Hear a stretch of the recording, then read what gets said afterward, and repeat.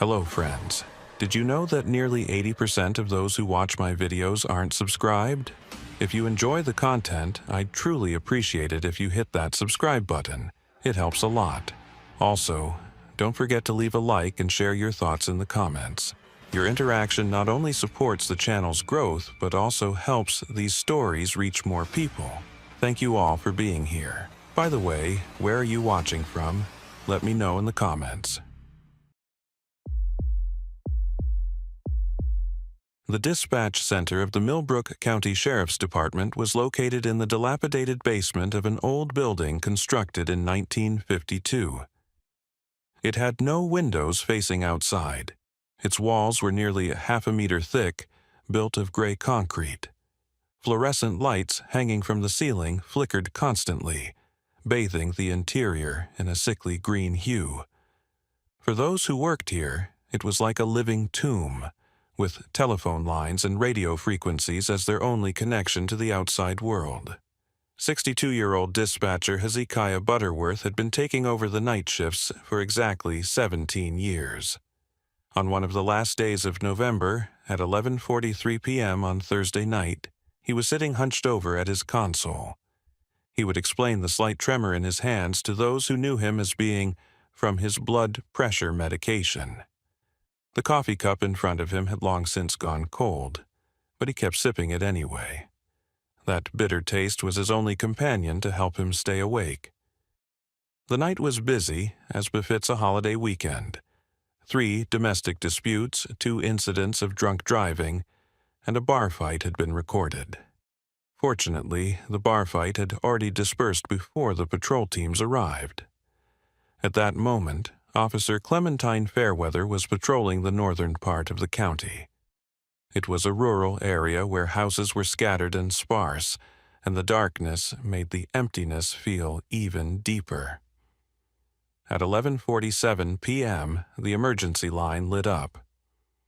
911, what is your emergency? Heavy breathing first, wet and labored.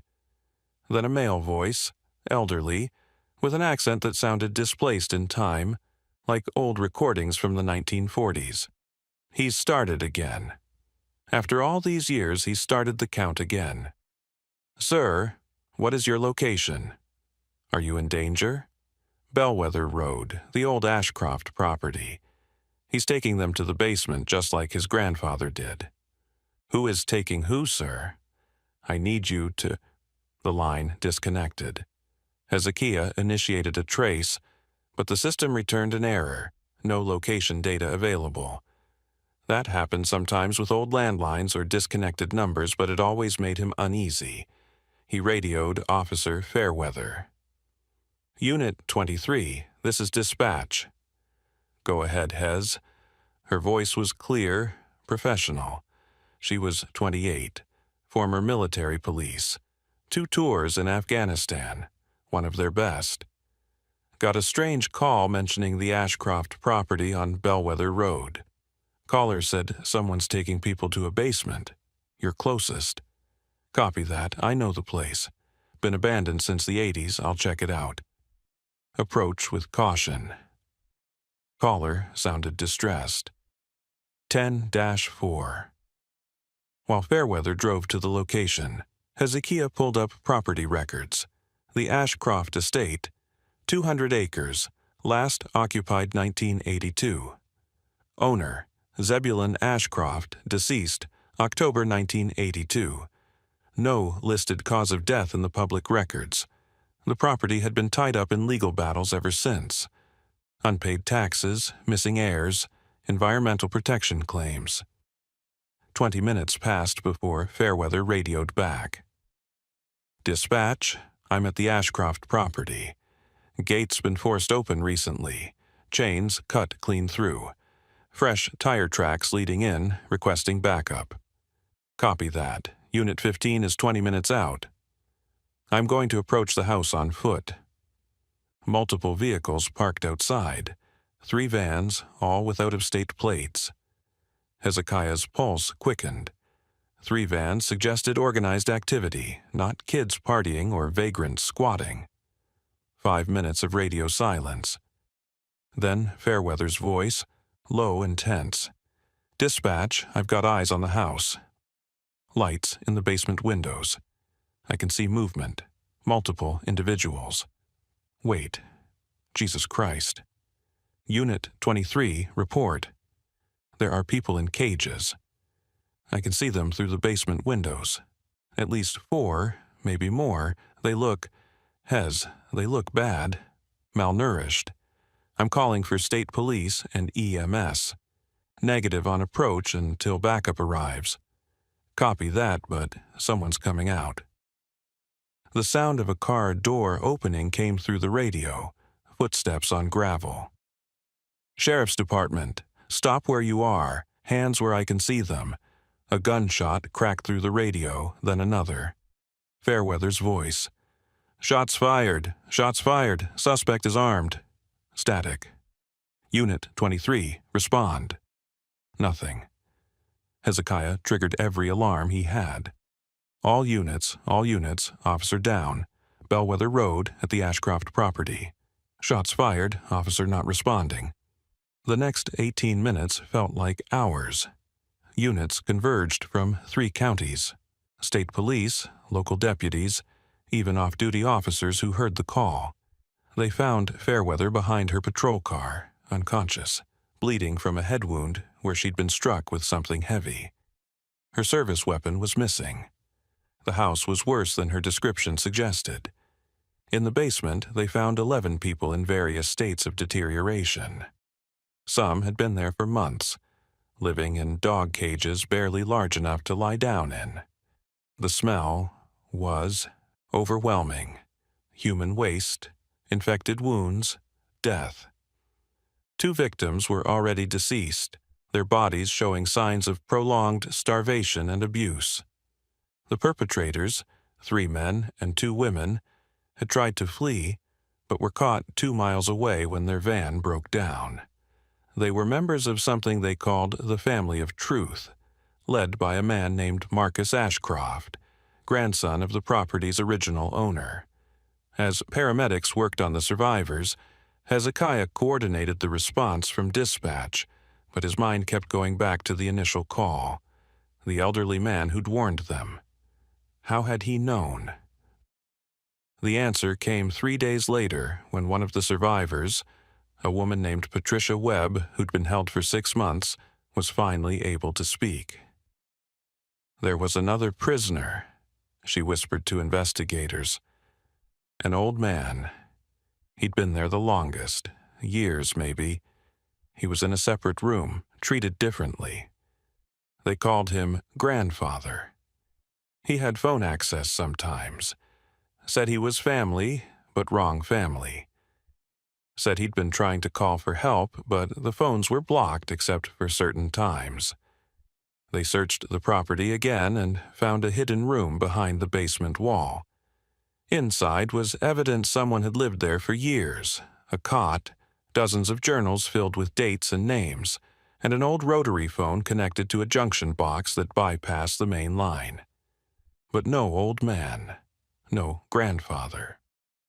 The journals were the most disturbing discovery.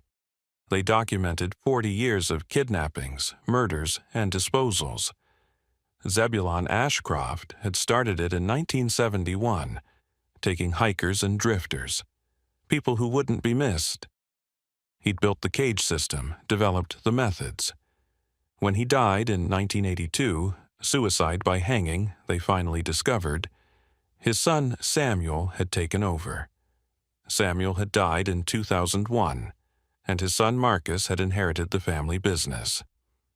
3 generations of killers, operating from the same property. The entries went back decades, methodical records of victims. November 15, 1978, caught Hezekiah's eye. Tommy Brennan, construction worker. Taken from night shift at development site. Disposed of in Eastern Field, under oak marked with cross. Hezekiah's blood ran cold. Tommy Brennan, he knew that name. He'd worked construction before joining the sheriff's department. In 1978, he'd been scheduled to work a night shift clearing land for a development project. a project on county land adjacent to the Ashcroft property. He'd called in sick that night, too hungover to operate heavy machinery safely. Tommy had covered for him. Tommy had never come home. His disappearance had been big news. Search parties, investigations, theories about mob connections or gambling debts. But nothing had ever been found until now. They found Tommy's remains exactly where the journal indicated, along with 17 other victims buried across the property. Dental records confirmed the identifications. Families who'd waited decades for answers finally had closure. But one mystery remained: the old man who'd made the call. Investigators theorized he might have been another family member, possibly Samuel's brother, kept prisoner as punishment for some transgression, or perhaps a long-term victim who'd gained special status through Stockholm Syndrome. They'd probably never know for sure. Marcus Ashcroft and his accomplices were charged with multiple counts of murder, kidnapping, and torture. During interrogation, Marcus showed no remorse. "We were continuing grandfather's work," he said calmly. "Population control. Removing the weak, the useless, the ones society wouldn't miss. It was a family tradition." When asked about the old man in the hidden room, Marcus's expression changed for the first time. A flicker of fear. "Uncle Theodore," he said quietly. "Grandfather's brother." He disagreed with the family's work, so grandfather kept him as insurance, alive but controlled. He was supposed to die years ago, but he just wouldn't.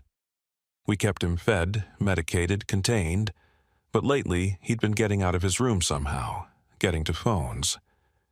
"Where is he now?" Marcus shook his head. "I don't know. The room was empty when we checked that morning. The door was still locked from the outside. It's impossible, but he was just gone."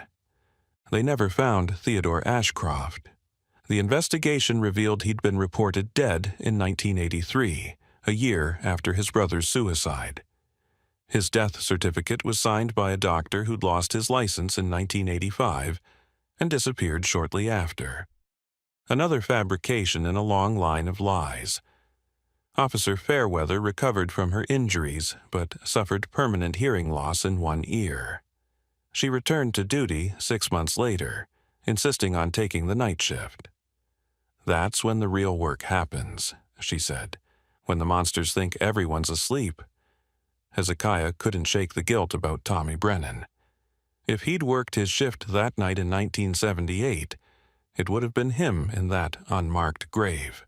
The randomness of survival, the thin line between victim and survivor, it haunted him. 3 months after the arrests, Hezekiah was working another night shift when the emergency line rang at exactly 11:47 p.m. 911, what is your emergency? Static first, then that same elderly voice from months ago. "Thank you, Dispatcher Butterworth. The count is finished now. 40 years of counting, finally done. Theodore? Theodore Ashcroft? Where are you?" "Where I've always been. Where I'll always be. In the walls, in the foundation. This house was built on blood, Dispatcher. Every board, every nail, paid for with someone's life. I tried to stop them, but family is family. So I became part of the house itself, watching, counting, waiting for someone to listen." "Sir, tell me your location. We can help you." "You already did." "You stopped them. The count is complete.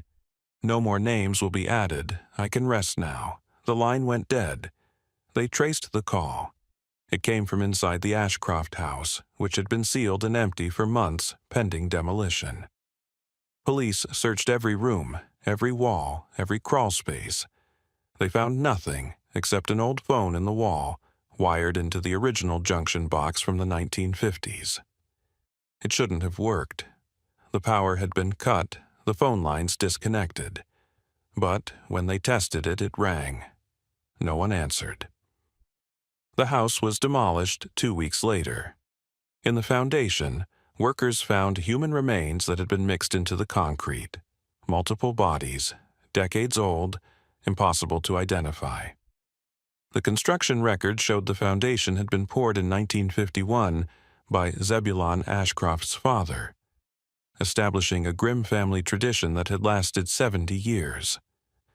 The official report concluded that Theodore Ashcroft had likely died years ago, and the calls were made by an accomplice who'd had access to the property. Case closed, evidence sealed. But Hezekiah knew differently. He'd heard that voice, felt the weight of those 40 years of watching and waiting. Some prisons weren't made of bars or concrete. Some were made of family loyalty and the terrible weight of knowledge you couldn't share.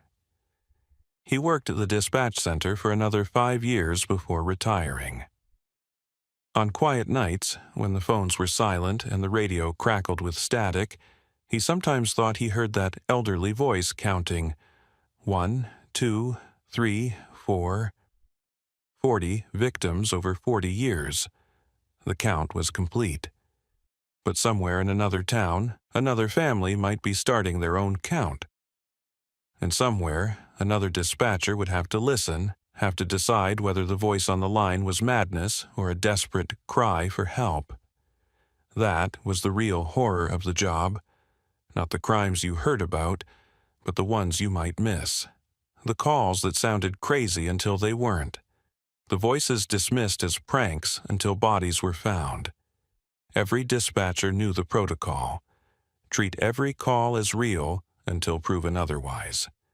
Because sometimes the most unbelievable stories were the ones that saved lives.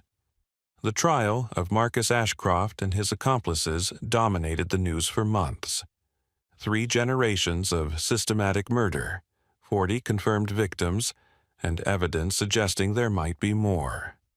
The prosecution had an airtight case. Journals, remains, survivor testimony. It should have been straightforward, but nothing about the Ashcroft case was ever straightforward. Hezekiah was called to testify about the initial 911 call. He sat in the witness box, describing the elderly voice that had warned them, the voice they now believed belonged to Theodore Ashcroft. The defense attorney, a sharp-dressed woman named Catherine Miles, zeroed in on this point. Mr. Butterworth, you claim Theodore Ashcroft made this call, yet Theodore Ashcroft was declared dead in 1983. Do you have any proof it was him? The survivors identified him from old photographs. He'd been held in that hidden room for years. But no one actually saw him make the call, correct? And his body was never found. That's correct. So, it's possible someone else made that call? Someone who's still out there? The question hung in the courtroom like a threat. That night, back at the dispatch center, Hezekiah couldn't shake the feeling that they'd missed something. He pulled up all the records related to the Ashcroft family, going back to the 1940s when Zebulon's father, Abraham Ashcroft, had first purchased the property. Abraham Ashcroft had been a mortician who'd moved from Louisiana under mysterious circumstances. Newspaper archives showed he'd been questioned in the disappearances of several vagrants, but never charged. He'd died in 1971, the same year his son Zebulon's killing spree began. Pattern after pattern, generation after generation. At 2:14 a.m., Officer Fairweather called in from her patrol. Hez, I'm at the old Ashcroft property. No, I'm not supposed to be here, but something's bothering me. Clementine, that's a crime scene. It's off limits. I know, but listen. The demolition crew found something today. A second basement below the first. They didn't go in. Said it smelled too bad. But Hez, if there's a sub-basement we didn't know about. I'm calling backup to your location. Already here. I've got Morrison and Banks with me. We're going in. Hezekiah listened tensely as they descended. Their voices echoed strangely through the radio, distorted by the concrete and earth above them. Jesus, Morrison's voice. This is older than the rest of the house. Look at these walls, fieldstone and mortar. This could be from the original structure, maybe 1890s. There's something here, Fairweather said. Shelves full of... Are these jars? Don't touch anything, Banks warned. This could be... Oh, God. Oh, my God. What? What is it? The jars. They're full of... They're preserved. Human organs. Hearts, kidneys, eyes. There must be hundreds. Hezekiah was already dispatching crime scene units and calling the FBI.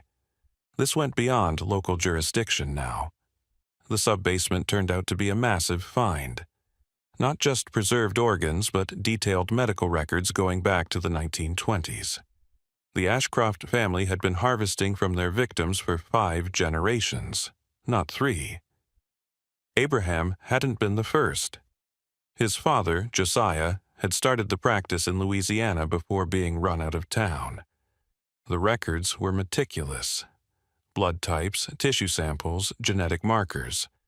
They'd been conducting some kind of long-term biological experiment, selective breeding program, or organ harvesting operation.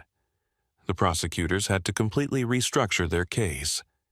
During this chaos, Marcus Ashcroft requested to speak with Hezekiah directly.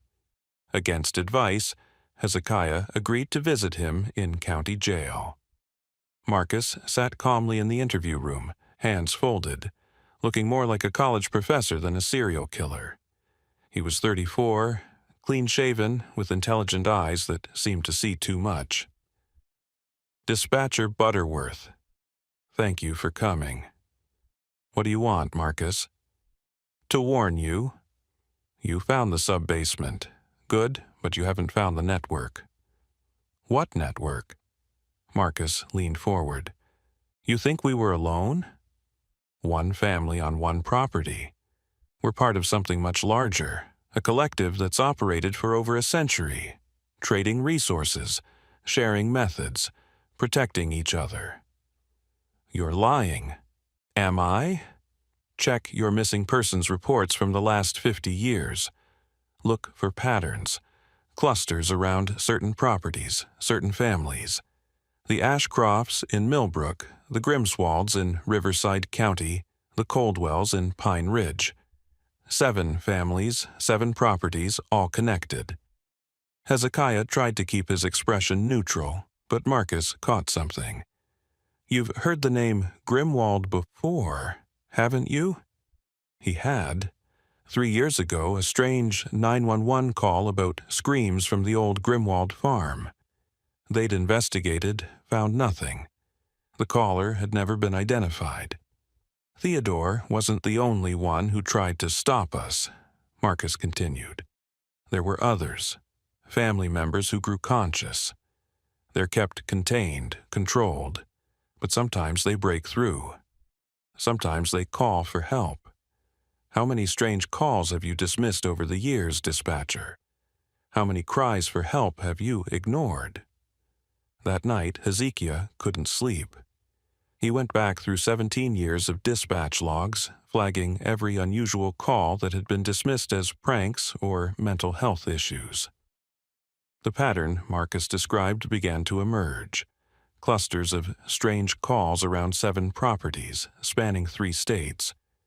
He brought his findings to FBI agent Patricia Reeves, who'd taken over the federal aspect of the case. We've been tracking similar patterns, she admitted. After Marcus's arrest, we received tips from other jurisdictions. Similar operations, similar methods. We're looking at a possible network of serial killer families, possibly connected through online dark web forums. How many victims are we talking about? Conservative estimate? Hundreds, maybe thousands over the decades. The investigation expanded exponentially. Task forces were created for each of the 7 properties Marcus had named. 3 were still occupied. 2 families fled before police arrived, leaving behind evidence of hasty evacuation, burned documents, destroyed hard drives, empty cages. The 3rd family, the Grimswalds, were arrested after a standoff that lasted 18 hours. In their compound, Investigators found 12 living victims and evidence of at least 30 more killed over 20 years. Captain Thaddeus Grimwald, the family patriarch at 71 years old, was more talkative than Marcus. He seemed proud of their work. "We're preserving the old ways," he said during interrogation, "before modern society made everyone soft. Natural selection, survival of the fittest.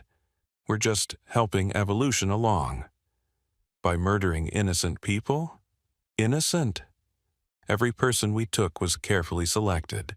The weak, the sick, the ones who contributed nothing. We studied them first, sometimes for months. Medical histories, psychological profiles, genetic screening. We only took those who wouldn't strengthen the human gene pool. It was eugenics wrapped in murder, pseudoscience justifying slaughter." The investigation revealed the families communicated through coded messages in obituaries, seemingly innocent phrases that contained instructions, warnings, and updates. "Died peacefully at home" meant a successful acquisition. "Survived by loving family" indicated the network was intact. "In lieu of flowers" was a call for assistance. They'd been hiding in plain sight for generations. One night, while reviewing evidence from the Grimwald property, Hezekiah noticed something that chilled him. A journal entry from 1978. "The Ashcroft acquisition of T. Brennan was unplanned but necessary. Original target H. Butterworth proved unavailable.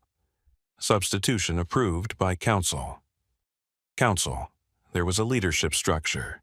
He dug deeper, cross-referencing dates and locations. The 7 families appeared to meet annually, always during the last week of October, always at a different location. The next meeting would be in 3 days. Agent Reeves mobilized every available resource. They identified the likely location, an abandoned summer camp in the mountains, purchased through a shell company linked to one of the families. Surveillance drones confirmed activity. Vehicles arriving from multiple states, guards posted at entrance points. The raid was planned for October 29th at 3 a.m. Hezekiah insisted on being in the mobile command unit, monitoring communications. He listened as tactical teams moved into position, as negotiators prepared scripts, as medical teams staged for potential victims. At 3 a.m. exactly, the operation began. "All teams, green light, execute, execute, execute." The radio erupted with coordinated chaos. Multiple breaches, flashbang grenades, shouted commands. Then, "Command Team Alpha. We've got a problem. The main lodge is empty. Repeat, empty quote. Team Beta here. Cabins are vacant. No sign of recent occupation. Team Gamma, found something. Underground bunker beneath the dining hall, sealed door, requesting breaching equipment." It took 40 minutes to break through the reinforced door. What they found inside changed everything. 23 people seated around a conference table, all dead. Poison, by the looks of it. Mass suicide. At the head of the table sat an elderly man who matched the description of Theodore Ashcroft. He was holding a handwritten note, "The count is complete." "The old ways die with us. We chose this ending rather than corruption by modern justice. Tell dispatcher Butterworth he was always meant to listen. Some voices can only be heard by those who've escaped their fate." Forensics determined they'd been dead for approximately 6 hours. They'd known the raid was coming. Among the dead were the missing heads of 5 of the 7 families, plus 18 others. Lawyers, doctors, business owners, all seemingly respectable citizens who'd been part of the network. Their records, deliberately left intact, revealed the full scope of the operation. 537 confirmed victims over 90 years. Detailed medical experiments. Organ trafficking to underground medical facilities. A self-contained economy of death. But 2 family leaders were missing. Marcus Ashcroft and another man, David Coldwell, both supposedly in custody. When police checked, they found elaborate substitutions had been made. The men in cells were lookalikes, actors hired through intermediaries who thought they were participating in a social experiment. The real Marcus Ashcroft and David Coldwell had been free for weeks. That night, Hezekiah was back at dispatch when the emergency line rang at exactly 11:47 p.m., the same time as that first call months ago. "Hello, Dispatcher Butterworth." It was Marcus. "We're the last," he said calmly. "David and I. The others chose the coward's way, but we remain. The work continues. Just the two of us now, smaller, more careful, invisible. We'll find you." "No, you won't." "Because we've learned. No more properties, no more patterns, no more families. Just two men who know how to disappear, how to hunt, how to preserve the old ways in a new world. Every missing person, every unexplained disappearance, you'll wonder if it's us. And sometimes it will be." "Why call me?" "Because you were supposed to be one of us. That night in 1978, you were selected not as a victim, but as a recruit. Young, intelligent, already comfortable with death and violence from your construction work. But you called in sick, broke the pattern. Tommy Brennan died in your place, and our careful plans unraveled. You're insane. Perhaps. Or perhaps we're the only sane ones left, willing to do what nature demands. Population control, genetic selection, survival of the strongest. The world is drowning in weakness, Dispatcher. We're just trying to bail out the boat." "Where are you calling from?" "Closer than you think. Maybe I'm in the next county. Maybe I'm in your neighborhood. Maybe I'm watching your apartment right now. You'll never know. But I'll always be listening, just like you. Two sides of the same emergency line." The call ended. The trace showed it came from Hezekiah's own cell phone, which was sitting on the console in front of him. Impossible. But there it was in the log. They never found Marcus Ashcroft or David Coldwell. Over the next 5 years, disappearances that fit their profile occurred across the country. Isolated victims, no bodies found, no evidence left behind. The FBI maintained a task force, but leads always went cold. Hezekiah worked 3 more years before retiring. On his last night, he received one final call at 11:47 p.m. "The count never really ends, Dispatcher," Marcus's voice said. "It just starts over. 1, 2, 3, 4, then dial tone." In his retirement, Hezekiah wrote a training manual for dispatchers. Recognizing critical calls, when unbelievable stories save lives. It became required reading at emergency dispatch centers nationwide.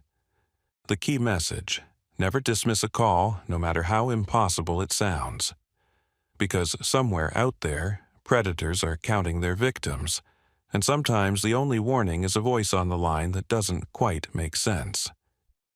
The Ashcroft property was eventually cleared and turned into a memorial garden for the victims. 40 trees were planted, one for each confirmed death. But locals say if you stand there at night, especially around 11:47, you can sometimes hear a phone ringing somewhere beneath the earth. No one ever answers it. They know better now. 5 years had passed since Marcus Ashcroft's escape. 5 years of searching, following leads that evaporated like morning mist, chasing shadows across state lines.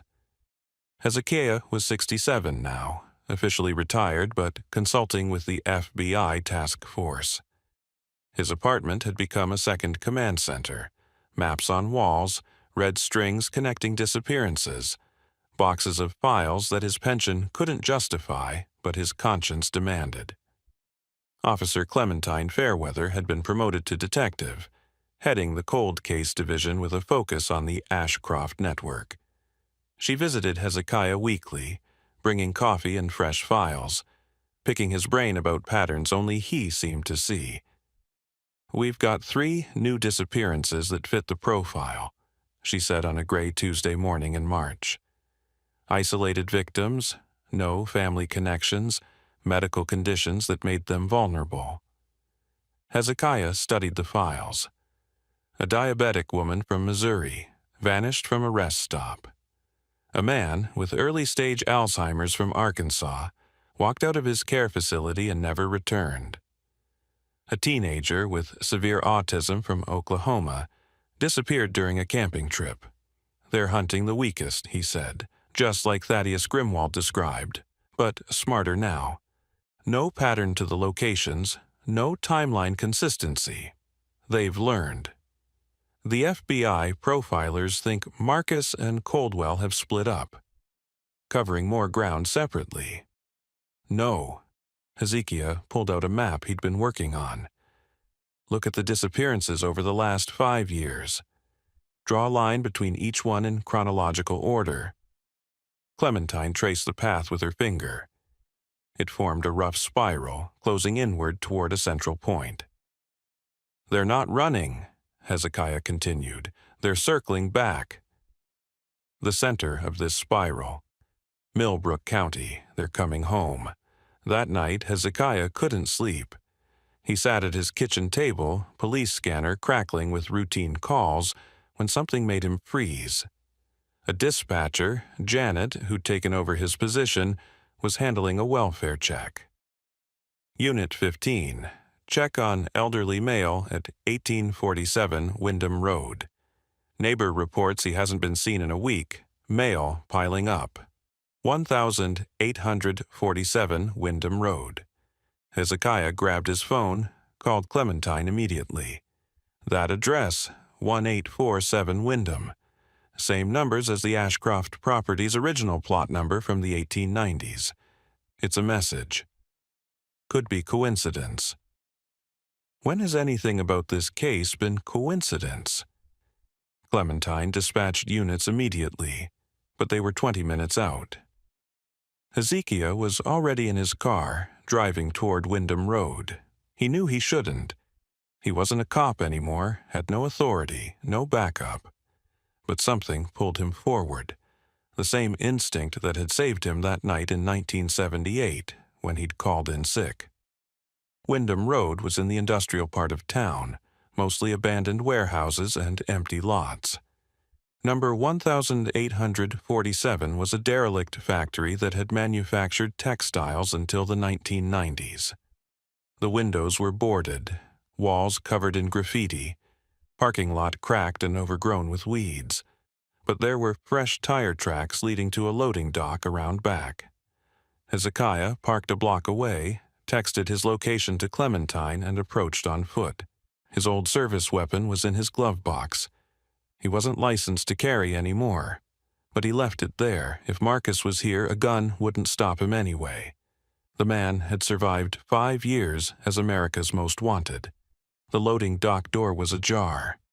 Beyond it, darkness that seemed to breathe. Inside, the factory floor stretched out in shadows. Moonlight filtered through holes in the roof, creating pools of pale illumination. The machinery stood silent, draped in dust and decay, but there was a path through the grime. Footprints, recent, leading deeper into the building. Hezekiah followed them to a freight elevator that shouldn't have power, but hummed when he pressed the button. It descended slowly, cables groaning, taking him down to sub-basements that weren't on any city planning documents. The doors opened on a nightmare. It was a medical facility, pristine and modern, hidden beneath the decay above.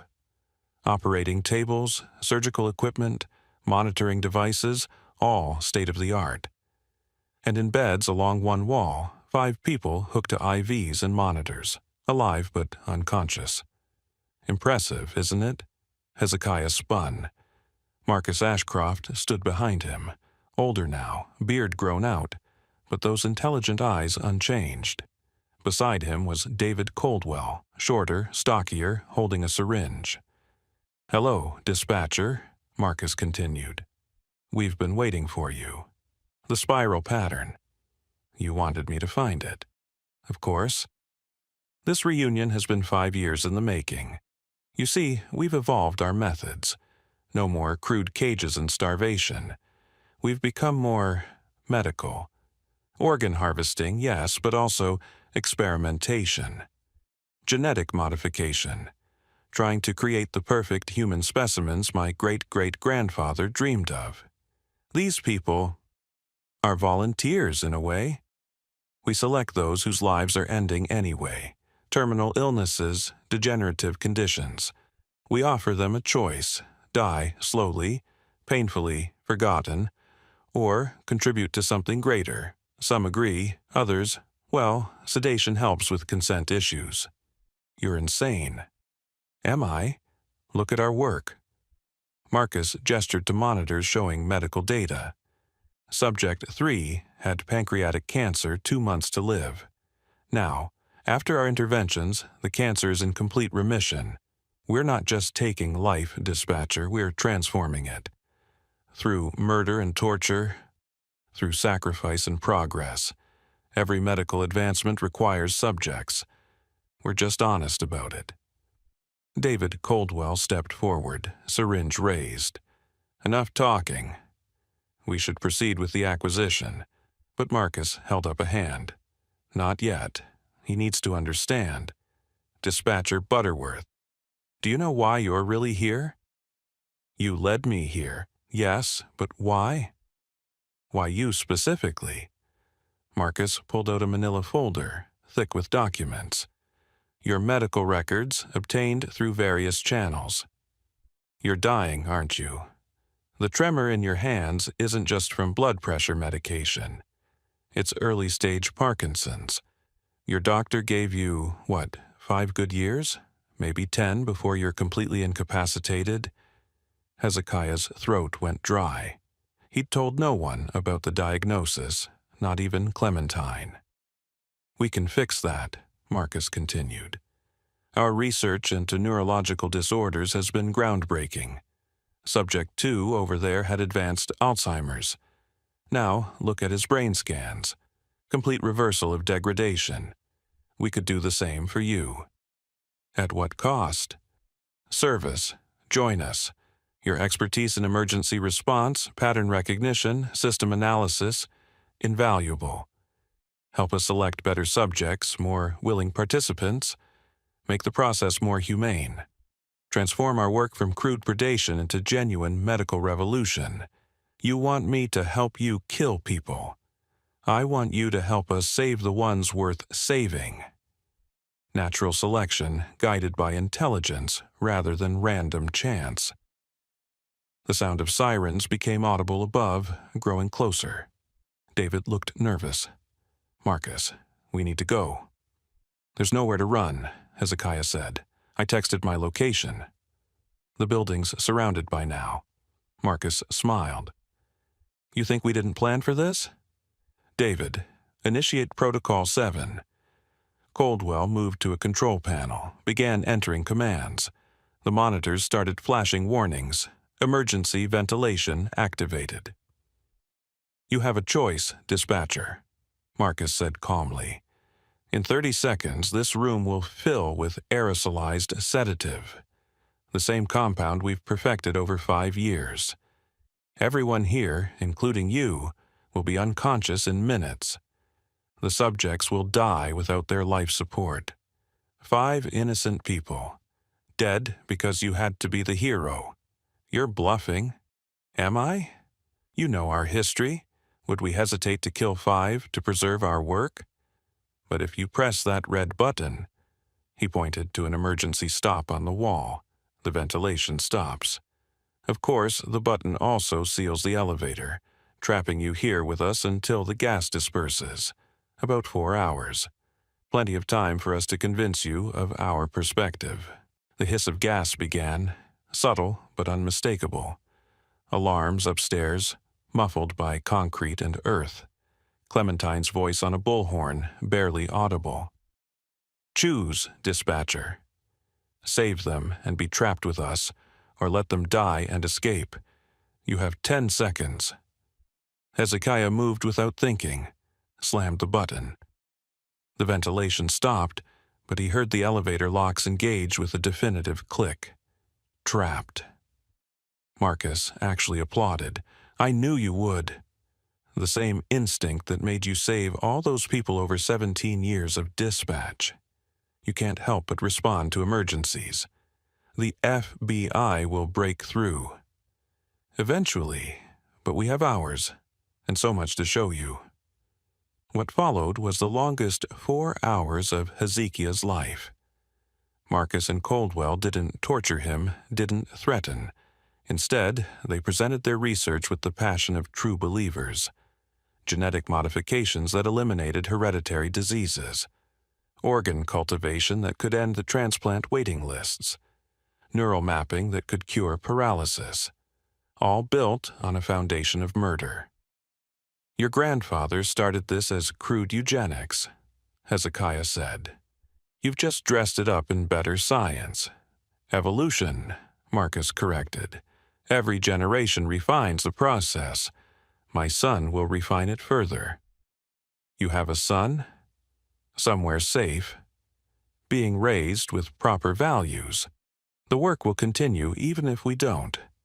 The sound of cutting tools on the elevator doors began 2 hours in.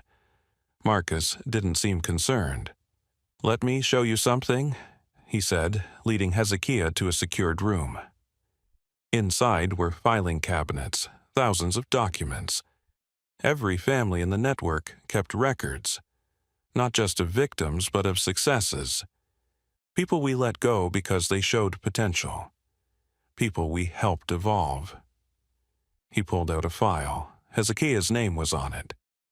You were selected in 1978, but not as a victim, as a recruit. Your psychological profile, gathered through various means, showed exceptional pattern recognition, moral flexibility under pressure, and most importantly, the ability to rationalize necessary evils. Perfect for our work. You called in sick that night, not because you were hungover, but because something felt wrong. Your subconscious recognized the danger. That instinct saved you, but it also marked you as special. We've been watching ever since. The file contained surveillance photos spanning decades. Hezekiah at work, at home, at his wife's funeral, his children's graduations. Every major moment of his life documented. You're lying. This is manipulation. Is it? Why do you think you were so good at dispatch? You could hear patterns others missed, recognize emergencies others dismissed. Because you think like us. You think like a predator, always calculating, always analyzing. You just chose to use it to save rather than select. The elevator doors burst open then, FBI tactical teams flooding in.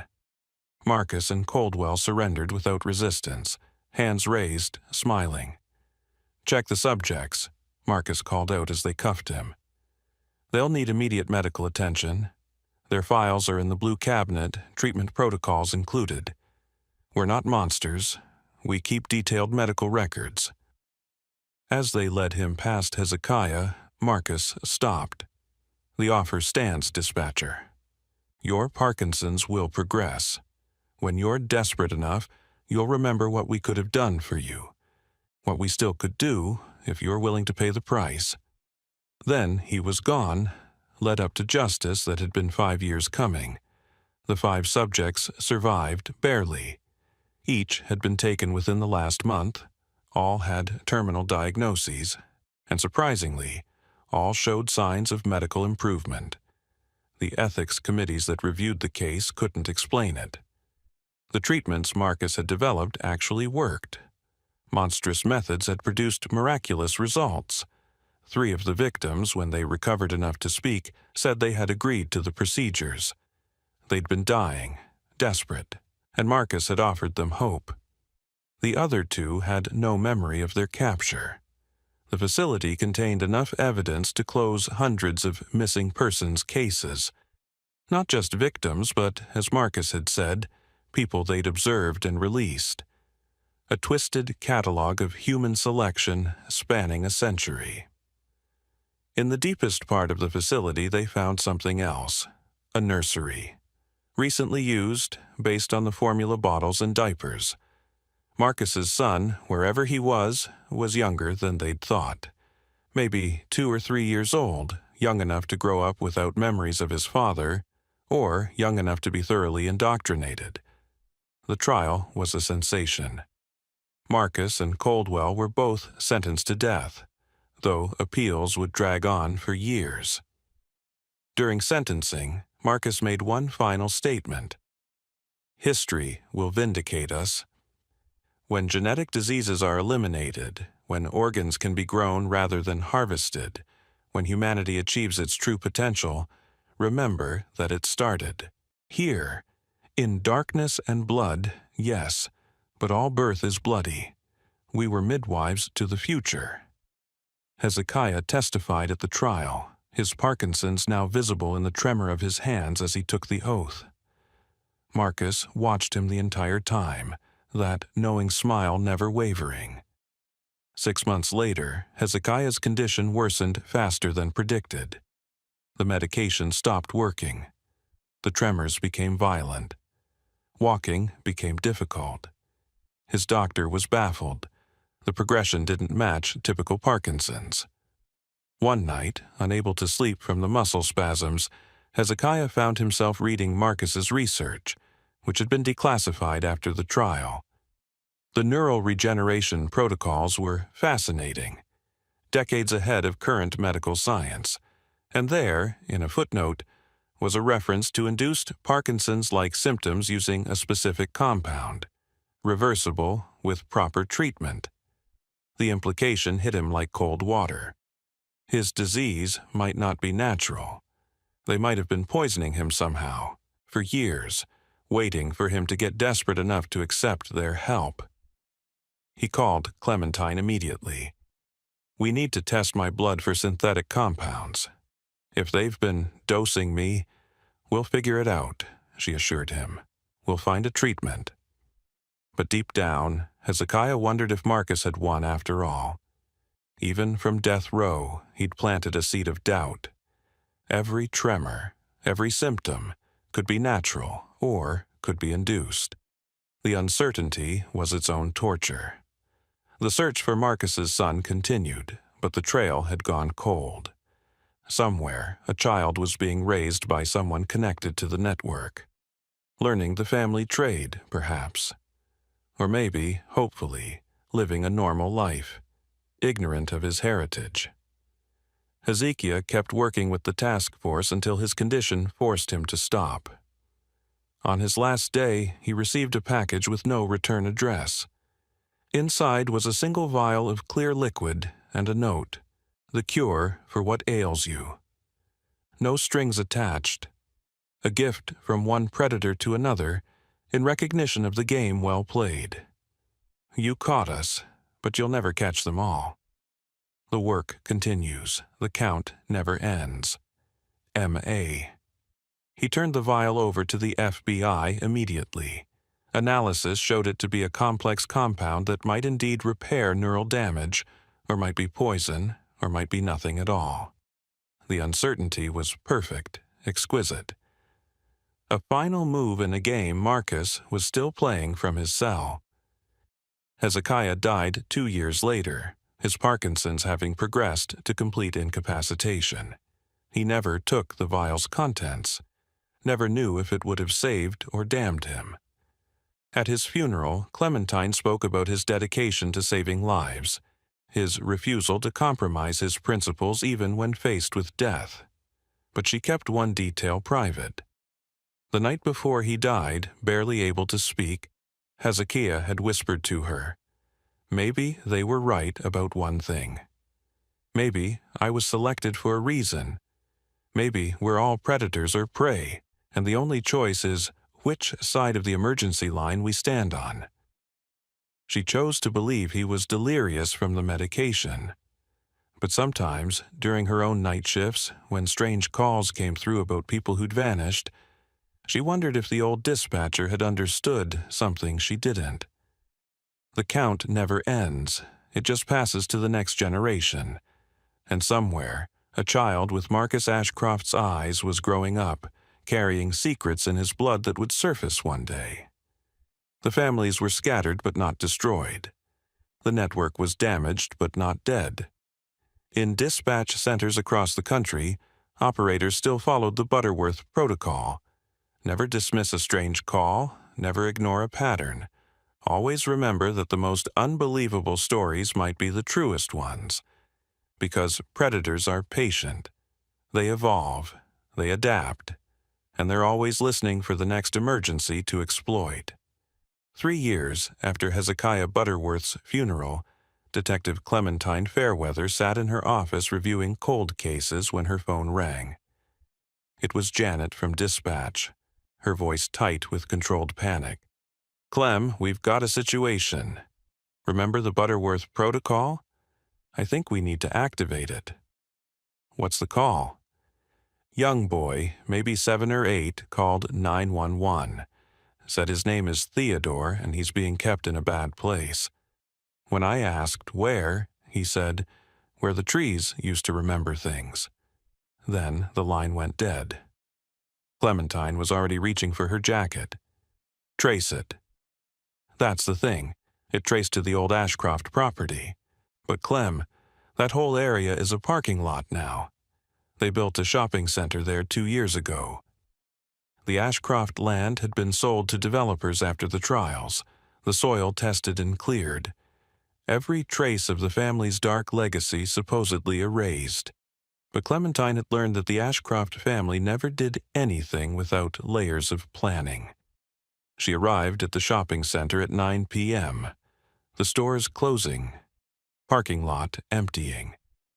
Nothing seemed unusual. A grocery store, a pharmacy, a few restaurants. But she'd brought ground-penetrating radar equipment, the same type they'd used to find the tunnels years ago. The readings were disturbing. Beneath the parking lot, beneath the new foundations, the old tunnel system still existed. The developers had simply built over it, sealed the entrances, and pretended it wasn't there. "We need a full tactical team," her partner, Detective Morrison, said.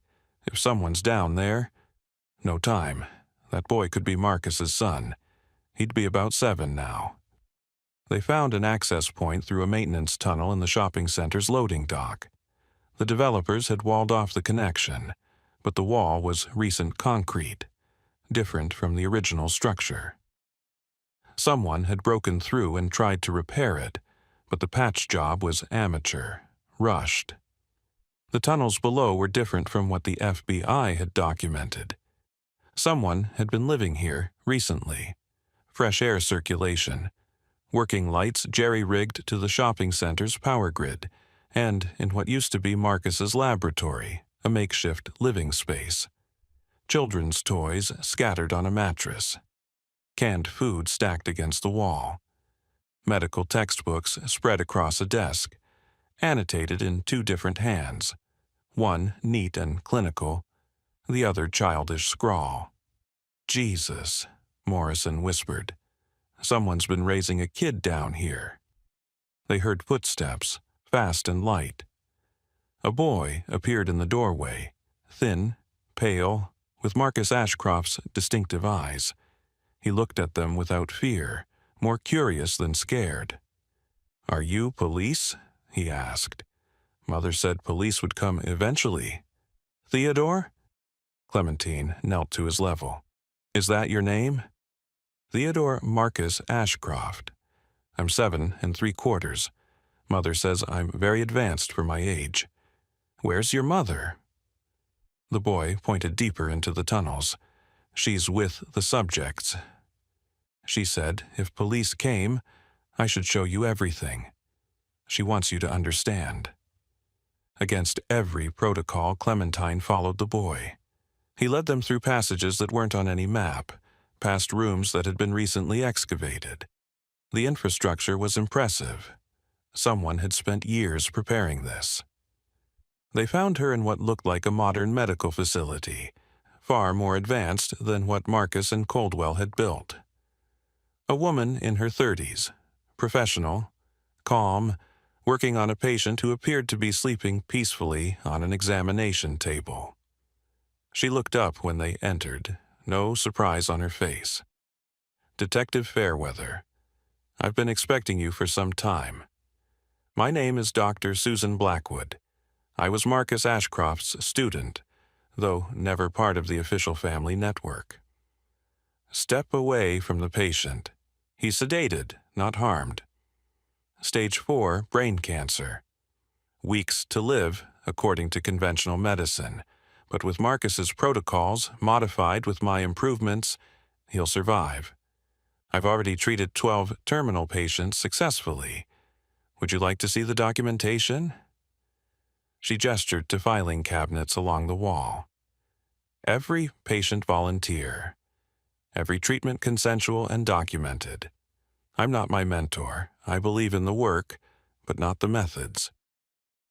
You're conducting illegal medical experiments in a tunnel. I'm saving lives that the medical establishment has written off. Mr. Harrison here, the man on the table, has 3 grandchildren. He'll see them graduate because of what I'm doing. Is that truly criminal? Morrison had his weapon drawn, but uncertainty flickered in his eyes. The patient on the table did look peaceful, monitors showing stable vitals.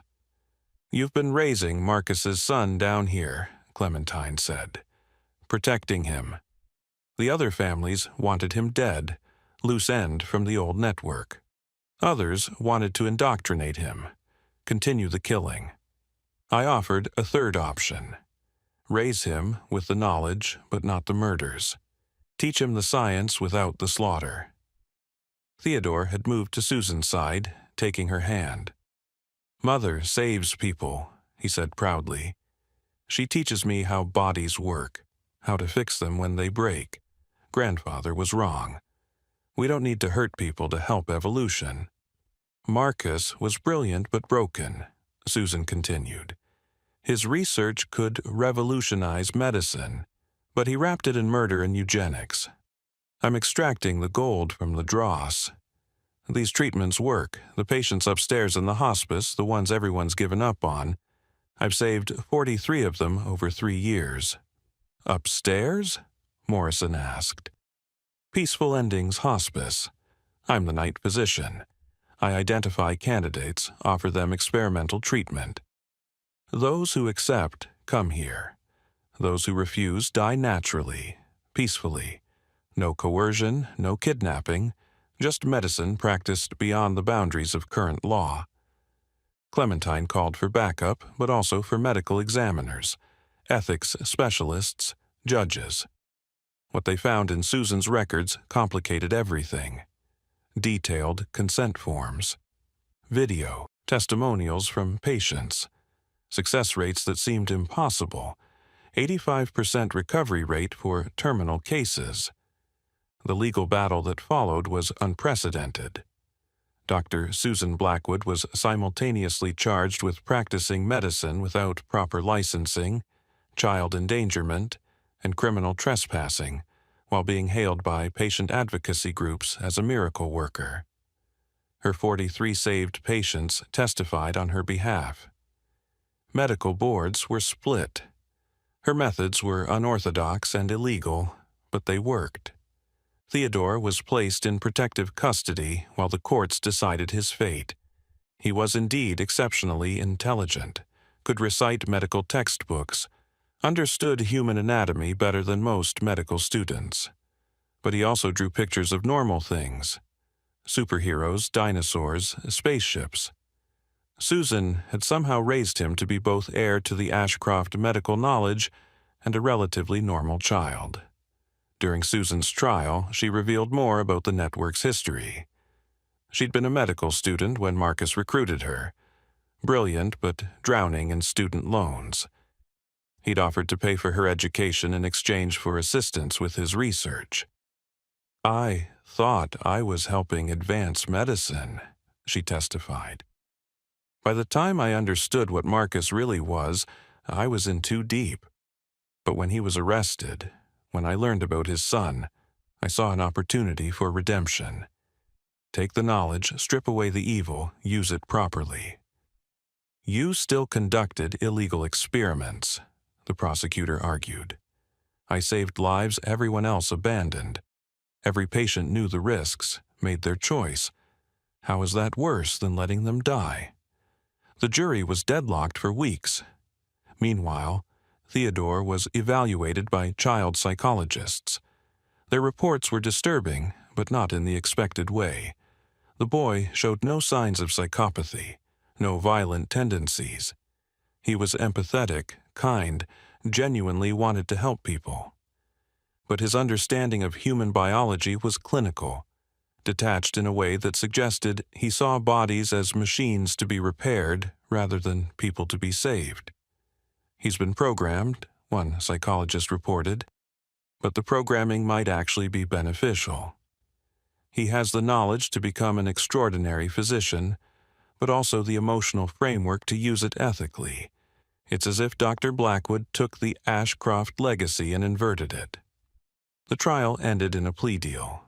Susan Blackwood would serve 5 years, but in a minimum security facility where she could continue her research under supervision. Her treatments would be studied, tested, potentially approved for wider use.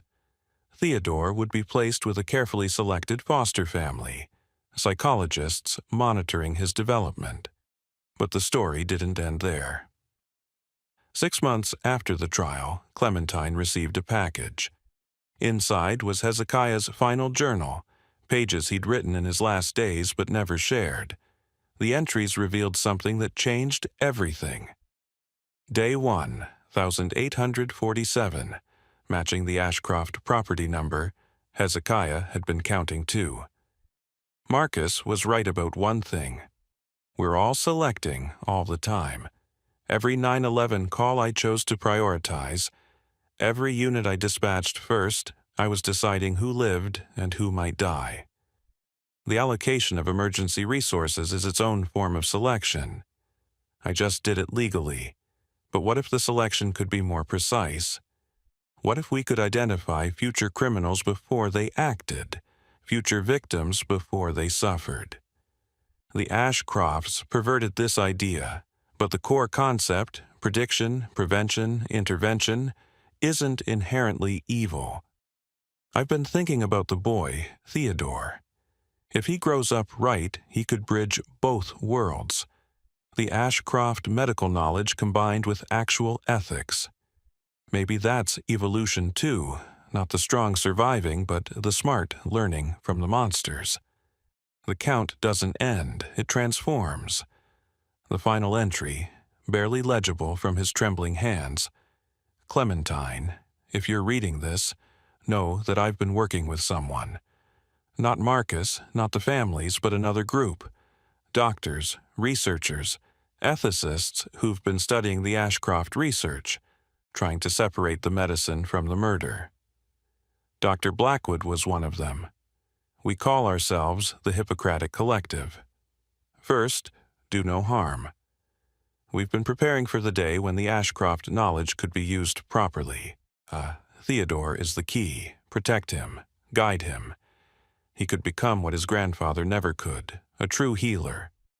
The emergency isn't over, it's just beginning. But this time, we might actually be able to answer the call correctly. Clementine investigated quietly. The Hippocratic Collective was real. A shadow network of medical professionals who'd been tracking the Ashcroft research, preparing to utilize it ethically. They'd been the ones who helped Susan establish her underground clinic, provided her with supplies, vetted her patients. It was another conspiracy, but one aimed at healing rather than harm. Theodore, now in foster care with a doctor couple who were secretly part of the collective, thrived. His foster parents, Dr. James and Dr. Marie, were respected physicians who understood both his potential and his burden.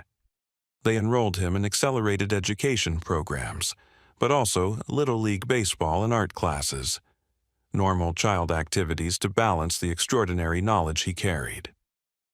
Clementine visited him regularly, officially as part of ongoing monitoring, but really because she'd promised Hezekiah she'd watch over him. The boy remembered her from the tunnels, always asked about Dispatcher Butterworth, whom his mother had told him about. She said he was the one who listened when everyone else dismissed the calls, Theodore said once. That's what I want to do, listen to the emergencies others ignore. When Theodore turned 10, his biological father, Marcus Ashcroft, was executed. The boy asked to write him a letter before the execution, which the courts allowed under supervision. Dear Father, I don't remember you, but I know your work. Mother taught me the medicine without the murder. I understand what you were trying to achieve, the perfection of humanity through selection and modification. But you were wrong about the method. Evolution isn't about removing the weak. It's about adapting, learning, improving together. The real selection isn't choosing who dies, but choosing who we help live. I'm going to be a doctor. I'm going to use your research to save people, all people, not just the ones deemed worthy. That's my selection, choosing healing over harm. The count ends with me. A new count begins, lives saved, not taken. Your son, biologically, Theodore Marcus, never responded, but those who witnessed his execution said he smiled when the letter was read to him. Not his usual calculating smile, but something that might have been pride. Dr. Susan Blackwood was released after 3 years, her sentence reduced for cooperation, and the successful implementation of her treatments in authorized trials. She was banned from practicing medicine traditionally, but allowed to work as a research consultant. The FDA fast-tracked several of her protocols. Within 5 years, her modifications to the Ashcroft research had saved thousands of lives. She was never allowed unsupervised contact with Theodore, but they corresponded through letters, all monitored. She taught him the advanced techniques through these letters, coded in medical terminology that appeared benign but contained deeper knowledge. The monitors knew but allowed it. The boy's potential was too valuable to waste. Detective Morrison, who'd been there that night in the tunnels, left law enforcement to study bioethics, specifically the question of using knowledge gained through evil means. His dissertation, The Ashcroft Paradox, When Monsters Create Miracles, became required reading in medical ethics courses. Clementine remained in law enforcement but specialized in a new type of crime: medical predators who use the Ashcroft name to justify their own experiments. Dozens of copycats emerged after the trials, claiming to be continuing the work. Most were frauds, but some had real knowledge, real danger. One night, 15 years after finding Theodore in the tunnels, Clementine received a call. It was him, now 22, about to graduate from medical school, the youngest in his class. Detective Fairweather, I wanted you to know I've been accepted to the residency program at Johns Hopkins, neurosurgery, with a focus on degenerative diseases, Parkinson's specifically. She understood the significance. Hezekiah's disease, the one Marcus claimed he could cure. I've been working on the compound Marcus sent to Mr. Butterworth, Theodore continued. It would have worked, but it also contained markers, genetic tags that would have allowed tracking, control. I've isolated the healing components, removed the control mechanisms. It's too late for him, but not for others. Your father would have been proud, Clementine said, then caught herself. I mean, I know who you meant. Hezekiah Butterworth was more of a father figure than Marcus ever could be, even though we never met. He chose to listen, to respond, to save rather than select. That's the legacy I follow. The call ended with a promise. Theodore would send her updates on his research, and she would continue watching for those who would misuse the Ashcroft knowledge.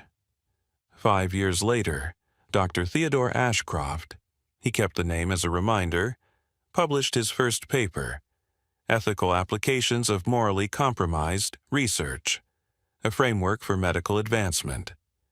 It outlined how to extract beneficial knowledge from unethical sources while maintaining moral integrity. The paper's dedication read, "To Dispatcher Hezekiah Butterworth, who taught me that the most important skill in medicine is knowing when to answer the call, and to Dr. Susan Blackwood, who showed me that monsters and choose to create healers instead of killers." The night the paper was published, dispatch centers across the country received a coordinated message through their emergency systems. Not a call, but a text that appeared on every screen simultaneously. The count has been reset. 0 victims. Counting lives saved instead. Thank you for listening. The Hippocratic Collective. The FBI investigated but found no source for the message. No hack, no breach, just words that appeared and disappeared, leaving only screenshots and confusion. Clementine, now nearing retirement herself, knew the truth. The collective had evolved, grown, become something beyond a simple network. They were the anti-Ashcrofts, using similar methods: coordination, secrecy, careful selection, but for healing instead of harm. She kept working, training new detectives in the Butterworth Protocol. But she also stayed in contact with Theodore, watched him become the physician he'd promised to be. He specialized in impossible cases, terminal patients everyone else had given up on. His success rate was extraordinary, his methods revolutionary but ethical, always consensual, always documented. One night, an old woman came to his clinic. She was dying, organs failing, beyond conventional help. But she had a story to tell first. "I'm Martha Henley," she said. "I was the records clerk in Millbrook County. I helped your friend Butterworth find the truth about your grandfather. I've been watching you, doctor. Watching you become what they never could. A true healer."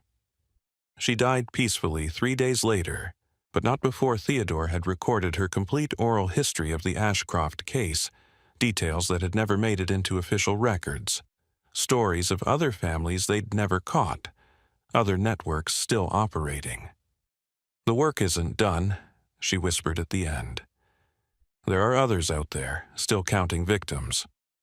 Find them, stop them, or better yet, convert them.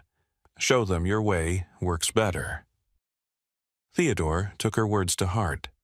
Using his unique position, the last of the Ashcroft line, keeper of their medical knowledge, he began reaching out to the remaining networks, not with force or law enforcement, but with an offer.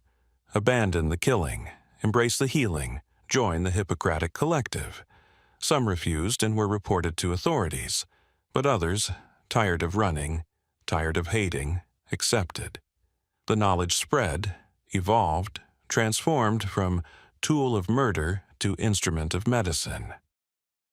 The transformation wasn't perfect. Some techniques were too tainted to ever be ethical. Some practitioners couldn't abandon the old ways. But slowly, carefully, the Ashcroft legacy changed from one of death to one of life. Clementine retired on the 30th anniversary of the night she'd been attacked at the original Ashcroft property. At her retirement party, she received a video message from Theodore, now 40, head of neurosurgery at the Mayo Clinic.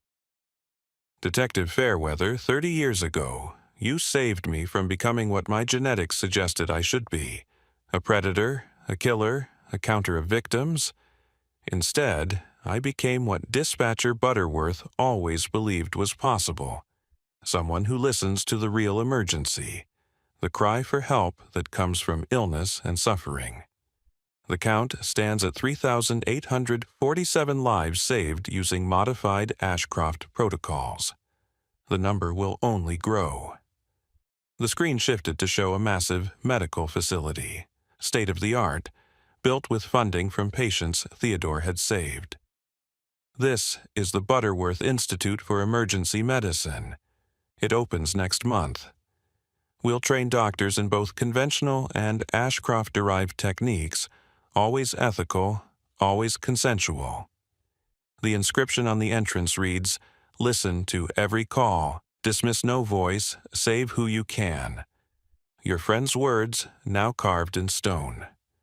The video ended with Theodore in his office, surrounded by medical texts, patient files, and a single framed photo, not of his biological father, but of Hezekiah Butterworth at his dispatch console, headset on, responding to an emergency. Clementine died 5 years later, peacefully, surrounded by family. Her last words, recorded by her daughter, were, "Tell Theodore the Count is good." Hezekiah would be proud. The Ashcroft name, once synonymous with murder, had become associated with revolutionary medical treatments. The Butterworth Protocol was standard training for emergency dispatchers worldwide, and somewhere, in facilities both official and secret, the Hippocratic Collective continued their work, taking the knowledge born from darkness and using it to bring light. The final entry in the official case file, written by Special Agent Patricia Reeves before her own retirement. The Ashcroft case represents the ultimate challenge in law enforcement and ethics. A family of serial killers whose research, born from murder and torture, has saved thousands of lives. A legacy of death transformed into a mission of healing. We stopped the killers, but their knowledge survives, evolved, redeemed in the hands of those who choose healing over harm. The count that began with victims has become a count of survivors. The emergency calls that once reported murders now report miracles. The dispatcher who started it all, Hezekiah Butterworth, proved that listening, truly listening, can change everything. Case status, closed legacy status, ongoing final count, 0 murders, infinite possibilities. But in the margins of the report, handwritten in pencil, someone had added, "The trees don't remember anymore." But we do, and we choose what to do with those memories. It was unsigned, but the handwriting matched Theodore Ashcroft's medical notes, precise, clinical, but somehow hopeful. The count, at last, had truly ended. A new count had begun. The Millbrook County Sheriff's Department building was old. Constructed in 1887, renovated countless times, each generation adding layers like sediment. Detective Cornelius Blackwood had worked there for 23 years, knew every creaking floorboard, every stubborn door, every corner where the morning light hit just right. But he'd never been to the sub-basement. Nobody went to the sub-basement. It wasn't officially restricted, just forgotten.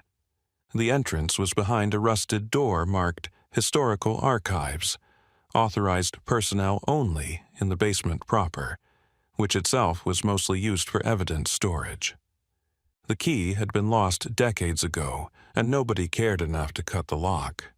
Old files from the 1800s and early 1900s weren't exactly pressing police business. That changed on a humid Tuesday morning in August, when Mehitable Crowthorne, the night janitor, came to Cornelius's desk looking pale and shaken. Mehitable was 67, had been cleaning the station for 15 years, never missed a shift, never complained. She was grandmother to half the town, brought cookies every Friday, knew everyone's birthday. So when she stood at Cornelius's desk, wringing her hands, speaking barely above a whisper, he paid attention. "Detective Blackwood," she said, using his formal title despite years of insisting she call him Cornelius. "I need to show you something, in the basement." "What's wrong, Mehitable?" "I was cleaning last night, mopping the evidence room floor. The mop bucket tipped, water went everywhere. Some of it ran under that old door, the archive one. When I went to clean it up, I noticed the water coming back out was different." "Different how?" She pulled out a cloth from her cleaning supplies, still damp. It was stained rust red. "Blood?" Cornelius stood immediately. That's what I thought. But it's old blood, Detective, really old, mixed with the water, like something's been seeping. Cornelius followed her to the basement. Sure enough, beneath the archive door, a thin line of reddish water had dried on the concrete. The lock on the door was ancient, rusted solid. "Mahitable, go upstairs. Don't mention this to anyone yet." She nodded, grateful to leave. Cornelius called Sergeant Philemon Goodbody, a bear of a man who'd been on the force for 30 years and knew where all the bodies were buried, metaphorically speaking. Phil, the old archive door in the basement. When was the last time anyone opened it? Philemon thought for a moment. Christ, Cornelius. Maybe 1987? There was some historical society woman wanting to research old cases, but she gave up when we couldn't find the key. Why? Just curious. Any idea what's actually down there? Files, I assume. Maybe furniture. The original building plans show a sub-basement that was used for cold storage before refrigeration. Why the sudden interest? Following up on something. I'll let you know if it's anything. Cornelius got bolt cutters from maintenance. The lock broke easily. Too easily, like it had been cut before and carefully positioned to look intact. The door swung open on hinges that should have screamed, but were recently oiled. The smell hit him first. Musty paper, mold, and underneath it, something organic and wrong. He flicked his flashlight into the darkness, found an old light switch. Amazingly, it worked. Bare bulbs flickered to life, revealing wooden stairs descending into shadows. The sub-basement was larger than expected. The main room held metal shelving units packed with file boxes, all labeled with dates ranging from 1887 to 1963. But it was the far wall that made Cornelius reach for his radio. Photographs. Hundreds of them, pinned to boards in neat rows. All black and white or sepia-toned. All showing the same thing. Dead bodies at crime scenes. But these weren't official police photographs. The angles were wrong. Artistic, almost.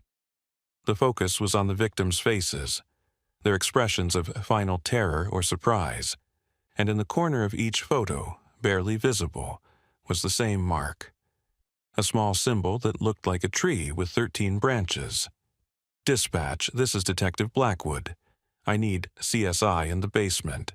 Full team, and nobody else comes down here." While waiting for the crime scene unit, Cornelius examined the photos more carefully. The dates on the backs ranged from 1891 to 1962. Different handwriting for different eras, but all contained the same information: name, date, location, and a number. Sarah Mills, March 3, 1891, River Road, Hornt James Hartford, June 15, 1894, Municipal Park, Sioux, Margaret Cooper, October 31, 1897, train station 3. The numbers went up sequentially. The last photo was numbered 273. 273 victims over 71 years, all documented in this hidden room beneath the police station. CSI arrived, led by Jennifer Walsh, who'd worked major crimes for 15 years and thought she'd seen everything. Jesus, Cornelius, what is this? I think we just found evidence of a serial killer who operated for 7 decades. Maybe multiple killers, a succession. Look at the organizational system. This isn't random. This is methodical. They processed the scene carefully. No fingerprints on the photos. Whoever had been here wore gloves. But there were other traces. Hair fibers. Modern ones. Someone had been here recently, within the last few weeks. Behind the photo boards, they found something worse. Journals. Dozens of them, each filled with detailed accounts of the murders. Not confessions exactly, more like reports. Clinical, detached, professional. March 3, 1891. Subject, Sarah Mills, 19, prostitute. Method, strangulation with piano wire. Location selected for symbolic value, where she first sold herself.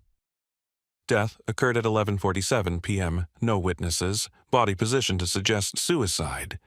Investigation concluded as expected. Signed, The Watcher. The same signature appeared in every entry, though the handwriting changed over the decades. Different watchers, same mission. Cornelius called Sheriff Patricia Hammond directly. "Pat, we need to seal the building. Nobody in or out until we know what we're dealing with." "What did you find?" "Evidence of serial murders going back to the founding of this department." "Pat, the killer had access to the station. They might have been cops." The lockdown was immediate. Every officer, every staff member, everyone who'd had access to the building was now a potential suspect or witness. The FBI was called within hours. Agent David Curtis arrived that evening with a team of federal investigators. He was young for a senior agent, maybe 40, with sharp eyes that missed nothing. "Detective Blackwood, walk me through the discovery." Cornelius explained about Mehitable, the water, the photos. Curtis listened without interrupting, then said something that chilled Cornelius to the bone. "We've seen this before. Chicago, 1998, Boston, 2003, Philadelphia, 2009. Always in old police stations, always in forgotten basements. Always the same symbol, the same methodology. We've been tracking this for years." "Serial killers copying each other?" "No. We think it's an organization. Cops killing people and documenting it, passing the tradition down through generations. They call themselves the Watchers. They believe they're maintaining order by removing undesirable elements from society." "Vigilante cops?" "Worse. They're not targeting criminals. Look at your victims. Prostitutes, immigrants, homosexuals, the mentally ill, homeless, people who wouldn't be missed, whose deaths wouldn't be investigated thoroughly. They're conducting social cleansing and using their positions to cover it up." Cornelius thought about every cold case he'd worked, every unsolved murder that had been quietly filed away. How many were victims of the Watchers? That night, they began cross-referencing the photos with old case files. Many of the deaths had been ruled suicides or accidents. The investigations had been perfunctory, signed off by officers whose names appeared repeatedly.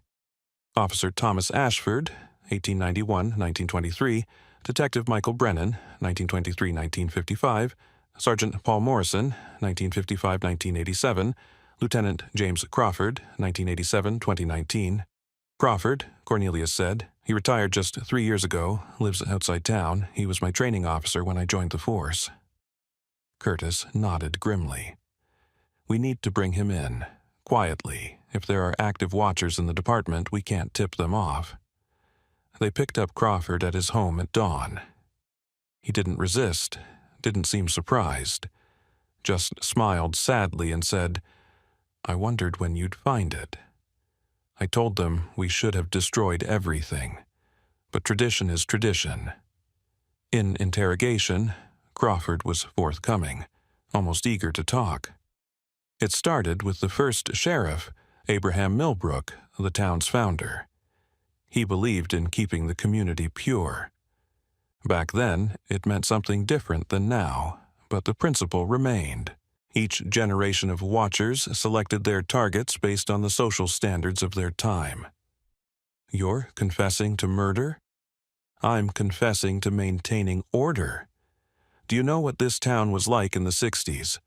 Crime everywhere, drugs pouring in, decent people afraid to leave their homes. We cleaned it up, not through arrests. The courts were too lenient, through removal." "How many did you kill?" "Personally, 17, but I was selective, careful. Some of the others were enthusiastic.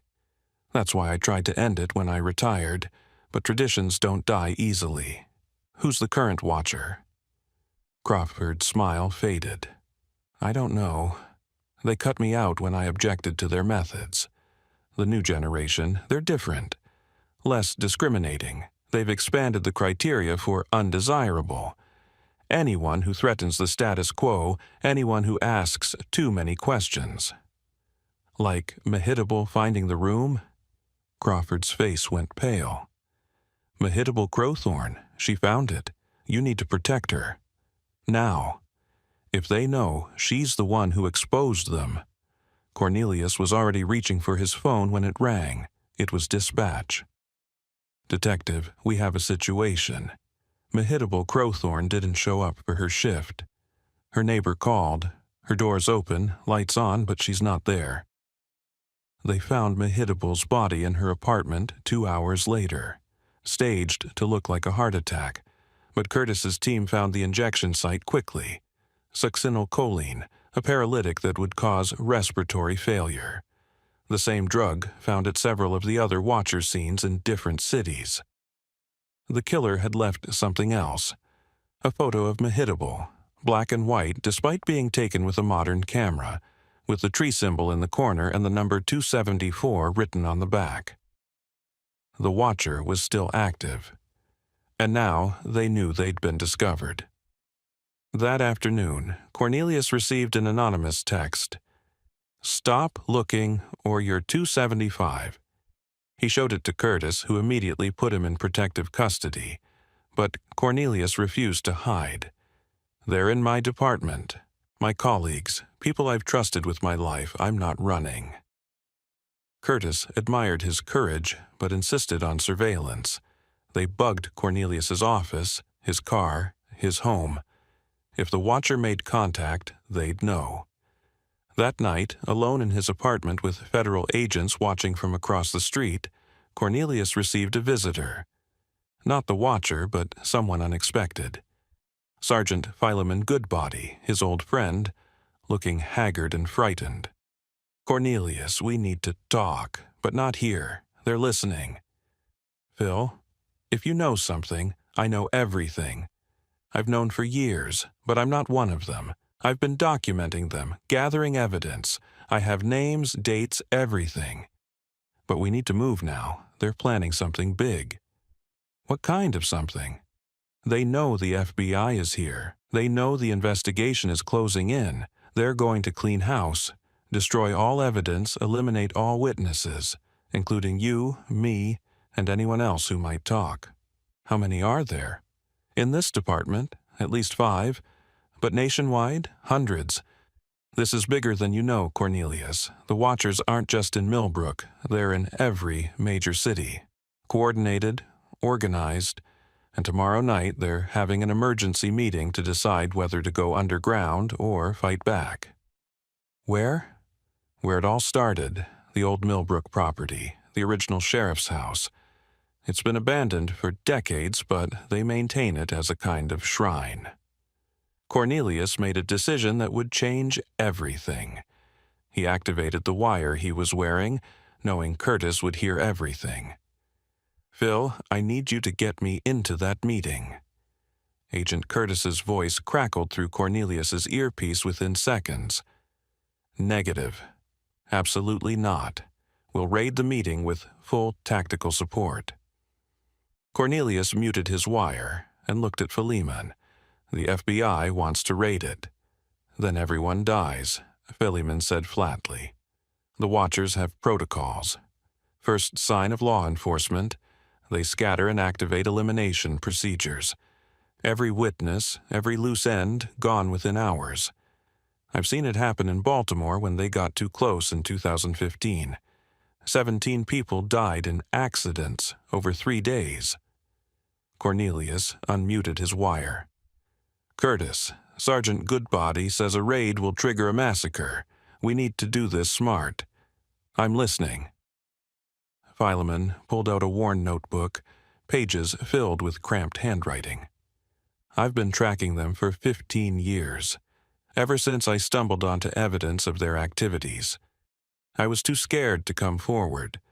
They have people everywhere, even in the FBI. But I've documented everything." He opened to a page with names, positions, dates. The list was extensive, horrifying. Judges, prosecutors, medical examiners, city officials. The Watchers had infiltrated every level of law enforcement and justice.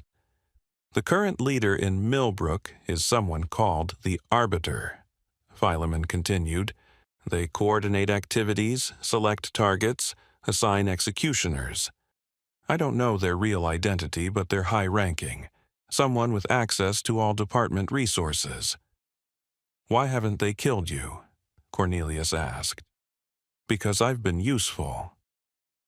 I redirect investigations when they get too close, destroy evidence when necessary. I became complicit to survive. But Mehitable, she was innocent. A grandmother. That's too far, even for them. Curtis's voice came through the wire. We need that notebook. And we need you both at the meeting, recording everything. The next 36 hours were spent in meticulous preparation.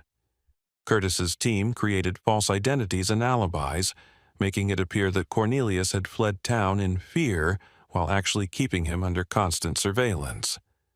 Philemon continued his normal routine, giving no indication he'd turned. They fitted Cornelius with state-of-the-art recording equipment, microscopic cameras and microphones woven into his clothing, undetectable even to professional sweeps. Philemon would introduce him to the meeting as a potential recruit, someone who'd shown proper thinking in his case files. The old Millbrook property sat on 40 acres outside town, the original homestead from the 1850s. The house was supposedly condemned, but Philemon explained the Watchers maintained it meticulously inside while keeping the exterior deliberately decrepit. They arrived at 11 p.m. on Thursday night. Cars were already there, parked behind the house where they couldn't be seen from the road. Cornelius counted 12 vehicles, more than expected. Emergency meeting, Philemon explained. Members from other chapters. This is bigger than just Millbrook's exposure. The front door opened before they knocked. A woman Cornelius recognized, Assistant District Attorney Helen Morrison, stood there in dark clothing, a pistol visible in her shoulder holster. Philemon and Detective Blackwood. Her voice was cold. Unexpected. The Arbiter requested his presence, Philemon said smoothly. Given current circumstances, we need to know where everyone stands. Helen studied Cornelius for a long moment, then stepped aside. There in the parlor. The interior was indeed immaculate. Restored Victorian furniture, oil paintings of stern-faced men Cornelius now recognized as previous Watchers, and in the center of the main room, a table where 14 people sat. Cornelius knew half of them, fellow officers, city officials, people he'd worked with for years. At the head of the table sat Chief of Police Margaret Brennan. Cornelius's shock must have shown because she smiled coldly. Surprised, Detective? You shouldn't be. Who better to coordinate our activities than someone who controls assignments, evidence, and investigations? Chief Brennan, you're the Arbiter. I prefer to think of myself as a guardian. Sit, we have much to discuss. Cornelius took the offered chair, hyper-aware of the cameras recording everything. Around him, faces he'd trusted watched him with predatory interest. The FBI investigation, Brennan began, is problematic but manageable. Agent Curtis is thorough but unimaginative. He's looking for a serial killer, not understanding he's found an institution. We've survived federal scrutiny before. By killing witnesses like Mehitable, Cornelius said. Mehitable was unfortunate, Brennan admitted, but necessary. She would have talked, and her testimony would have led to deeper questions. We couldn't risk it. She was innocent. No one is innocent, Detective. She was old, contributing nothing, taking resources. Her removal was simply accelerating the inevitable. A man Cornelius didn't recognize spoke up, thin, scholarly, with dead eyes. The question isn't past actions, but future ones. Our exposure in Millbrook compromises the entire network. We need to consider Protocol 9. Several people shifted uncomfortably. Philemon had mentioned Protocol 9 in his notes. Complete sanitization. Every watcher would eliminate their assigned targets, destroy all evidence, and disappear. Dozens, possibly hundreds, would die. That's premature, argued Captain Ronald Hayes from the state police. We can contain this. Blame it on Crawford. Say he acted alone. He's already confessed. Crawford's confession implicates the institution, Brennan countered. No, we need a different solution. Which brings us to Detective Blackwood. All eyes turned to Cornelius. You have a choice, Brennan continued. Join us formally, help us navigate this investigation and prosper. Or refuse and become victim 275. But understand, your death won't be quick like Mehitable's. We need you to disappear completely, along with all evidence of your investigation. You're asking me to betray my oath. We're asking you to understand your oath properly. Protect and serve doesn't mean protecting everyone. Some elements of society are cancerous. We excise them. We've kept crime rates low, maintained order, preserved property values. The price is a few undesirables, removed quietly. Murdered, cleaned, corrected the scholarly man.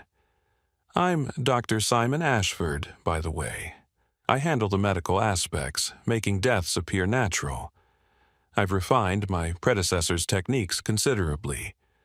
Untraceable compounds, perfect mimicry of natural causes. Art, really. Cornelius felt sick but forced himself to remain calm. How many active watchers are there? In this room? Everyone in Millbrook, 23, nationwide, that would be telling. But sufficient to say we're not some small conspiracy. We're an institution parallel to official law enforcement. We do what the courts can't or won't. Show him the records, suggested Helen Morrison. Let him understand the scope. Brennan nodded to Dr. Ashford, who produced a tablet. On it were detailed files, thousands of them. Victims going back not just decades but over a century, across every major city in America. The organization was vast, interconnected, with its own hierarchy, rules, even a pension system for retired members. My God, Cornelius breathed, knowing Curtis was seeing this through his cameras. God has nothing to do with it, Brennan said. We're pragmatists. Society produces waste. We dispose of it. Simple. What about cops who refuse? Who threatened to expose you? They have accidents, said Officer Dennis Murphy, someone Cornelius had considered a friend. Remember Detective Santos from 2018? Drove off a cliff, supposedly drunk? He'd found some old evidence, started asking questions. We couldn't risk it. You killed Santos. I did, Murphy said without emotion. Quick, painless, more than he would have given us if he'd talked. The room fell silent. Then Brennan stood. Enough discussion. Detective Blackwood, your decision. Join us or die. You have 60 seconds. Cornelius stood as well, knowing Curtis's team was mobilizing but needing to buy time. If I join, what exactly would I be doing? Initially, helping us mislead the FBI investigation. Later, you'd be assigned targets, people whose removal benefits society, addicts, dealers, pedophiles who slip through legal cracks. You'd be doing good work, just through unconventional means. And if the FBI gets too close despite my help, then we implement Protocol 9. But with you inside their investigation, that becomes unlikely. 30 seconds, Dr. Ashford announced, checking his watch. Cornelius made a decision. I need to know more, the full structure. Who's at the top? This can't just be independent cells. Brennan smiled. Clever. You're right. There's a national council, 5 members, each controlling a region. I report to the Eastern Controller. Above them, well, that's need to know. 10 seconds. Wait, Philemon suddenly said. He can't decide without seeing the shrine. Brennan frowned. The shrine is for confirmed members only. He needs to understand our history, our purpose. How else can he truly commit? After a moment's consideration, Brennan nodded. Fine. But if he refuses after seeing it, he dies here. They led him to the basement. Unlike the sub-basement at the station, this one was accessed through a modern security door with biometric locks. Brennan pressed her palm to the scanner, and heavy bolts disengaged. The room beyond was part museum, part chapel. The walls were lined with photographs. Not just victims, but watchers throughout history. Police officers, sheriffs, federal agents, all part of the network. In the center was a glass case containing what looked like a journal. The original charter, Brennan explained. Written by Abraham Millbrook himself in 1851. He founded this town as a utopia, a place where undesirable elements would be quietly removed. Every sheriff, every chief since has been a watcher. It's not corruption, it's tradition. Cornelius approached the case, saw the yellowed pages covered in faded ink. The cameras in his clothes were capturing everything. The charter detailed the organization's structure, its methods, its philosophy.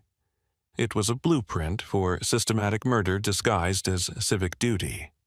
Beautiful, isn't it? Dr. Ashford said. 170 years of continuous operation. We're older than the FBI, older than most federal agencies.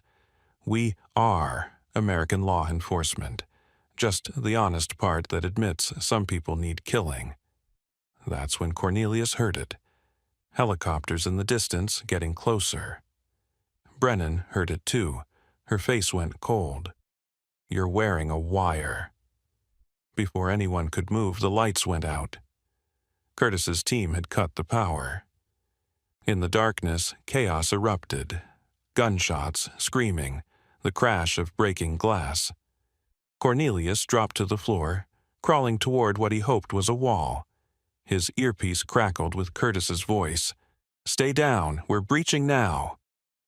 Flashbang grenades detonated upstairs, the sound deafening even in the basement. Someone fell beside Cornelius, Dr. Ashford, clutching his chest, gasping. Not shot, a heart attack from the shock. Emergency lighting kicked in, bathing everything in red. Cornelius saw Brennan moving toward a wall panel, reaching for something. He tackled her before she could reach it, both of them crashing into the glass case. The original charter scattered across the floor, pages separating. Protocol 9, Brennan screamed. Activate Protocol 9, but it was too late. FBI agents flooded the basement, weapons drawn, shouting commands. The watchers were trapped, caught in their own shrine. The arrests took hours. 14 watchers in the house, all taken alive except Dr. Ashford, who died en route to the hospital. The evidence in the shrine was overwhelming. Names, dates, methods, the entire structure of the organization laid out in meticulous detail. But as they led Brennan away, she leaned close to Cornelius and whispered, "You think you've won? We're ideological, not organizational. Cut off the head, the body keeps moving. Every watcher you didn't catch tonight is burning evidence, destroying connections.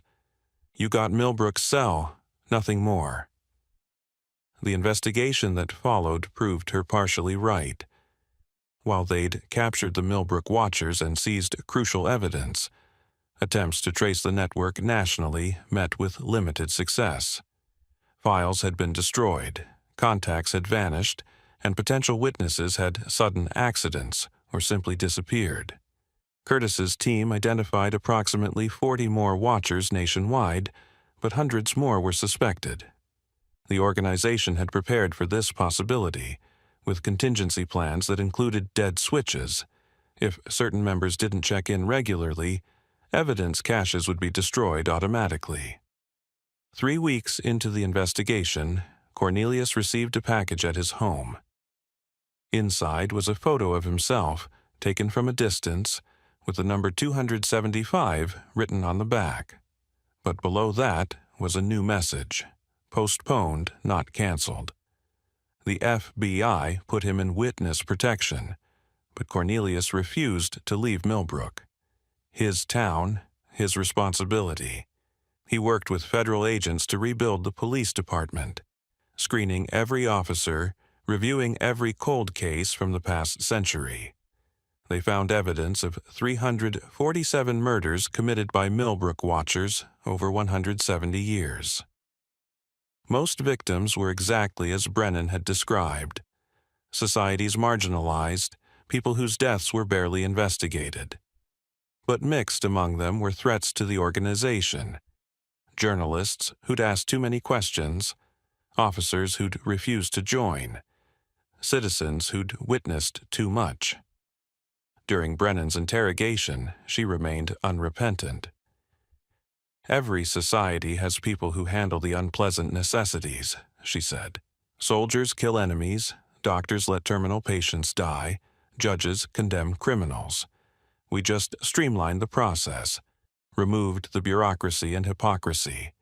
You murdered innocent people. Define innocent. The prostitute spreading disease? The addict robbing homes? The mentally ill person who'll eventually snap and hurt someone? We prevented future crimes by removing current problems. That's not justice. No, it's efficiency. Justice is slow, expensive, often fails. We never failed." She was convicted on 17 counts of murder, all they could directly prove, and sentenced to death. But during the trial, something disturbing emerged. 3 jurors reported being approached by strangers who suggested acquittal might be healthier. 2 prosecutors' homes were broken into, nothing stolen but message clear. The judge received photos of his grandchildren at school. The watchers still had reach. Philemon Goodbody became the key witness, his notebook providing crucial evidence. But the guilt of his complicity, even under duress, broke him. 3 months after the trial, he was found dead in his apartment. Suicide, the coroner ruled, though Cornelius had his doubts. The scene was too clean, too organized, classic watcher methodology. A year later, Curtis called Cornelius with disturbing news. "We've found similar organizations in 12 other countries. Same structure, same methods, same philosophy. They communicate, share techniques, sometimes trade targets. This isn't just American, it's global. How do we fight something that big? We don't. We contain it, prosecute what we can, and hope exposing them limits their operations. But Cornelius, they're not gone. They're adapting, evolving. The next generation will be harder to catch."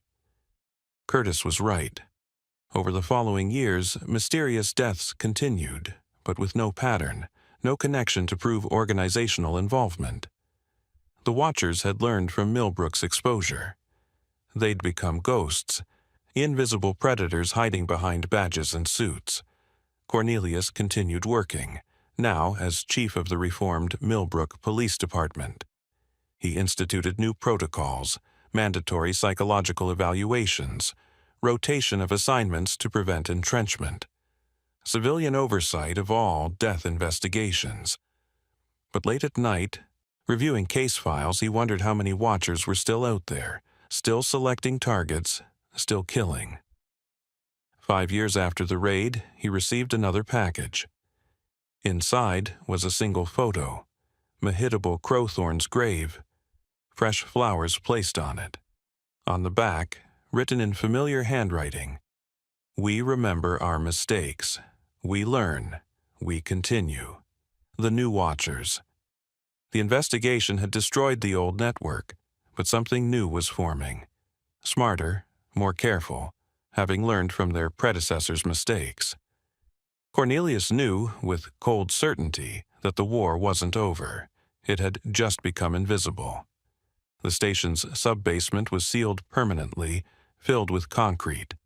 But sometimes, late at night, officers reported strange sounds from below, like footsteps or voices, or the click of a camera shutter. Urban legend, most likely.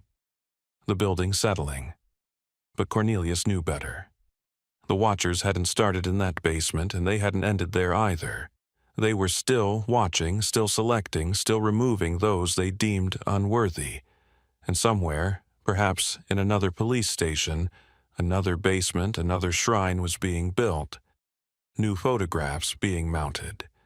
New numbers being assigned. The count continuing, invisible and inexorable. Justice perverted into something monstrous, yet convinced of its own righteousness.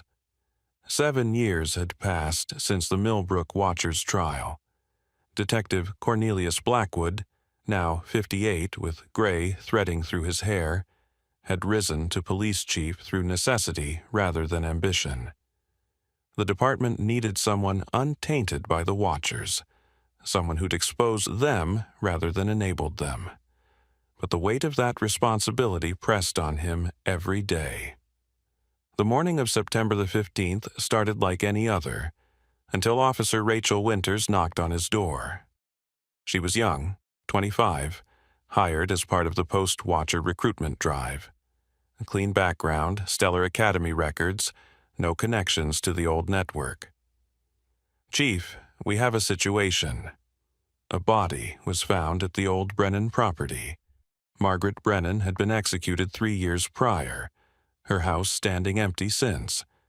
Her children wanted nothing to do with it. The real estate market wanted nothing to do with it. Murder houses were hard sells, especially when the murderer was the town's former police chief. "Homicide?" Cornelius asked. "That's the thing, sir." "The victim?" "It's James Crawford, the one who confessed to being a watcher back in 2016. Cornelius stood immediately. Crawford had been serving life in federal prison, no possibility of parole. That's impossible. He's in maximum security. Not anymore. The body's been positively identified. Fingerprints, dental records, even a distinctive scar from an old gunshot wound. It's definitely him. The crime scene was meticulously staged. Crawford's body sat in Brennan's old study, positioned at her desk, wearing a police uniform from the 1980s. On the desk was a manual typewriter, the same model found in the station's sub-basement years ago, with a single page loaded into it. The typed message read, "The old ways failed because they were too rigid. The new ways will succeed because they adapt. This is both an ending and a beginning." The count resumes.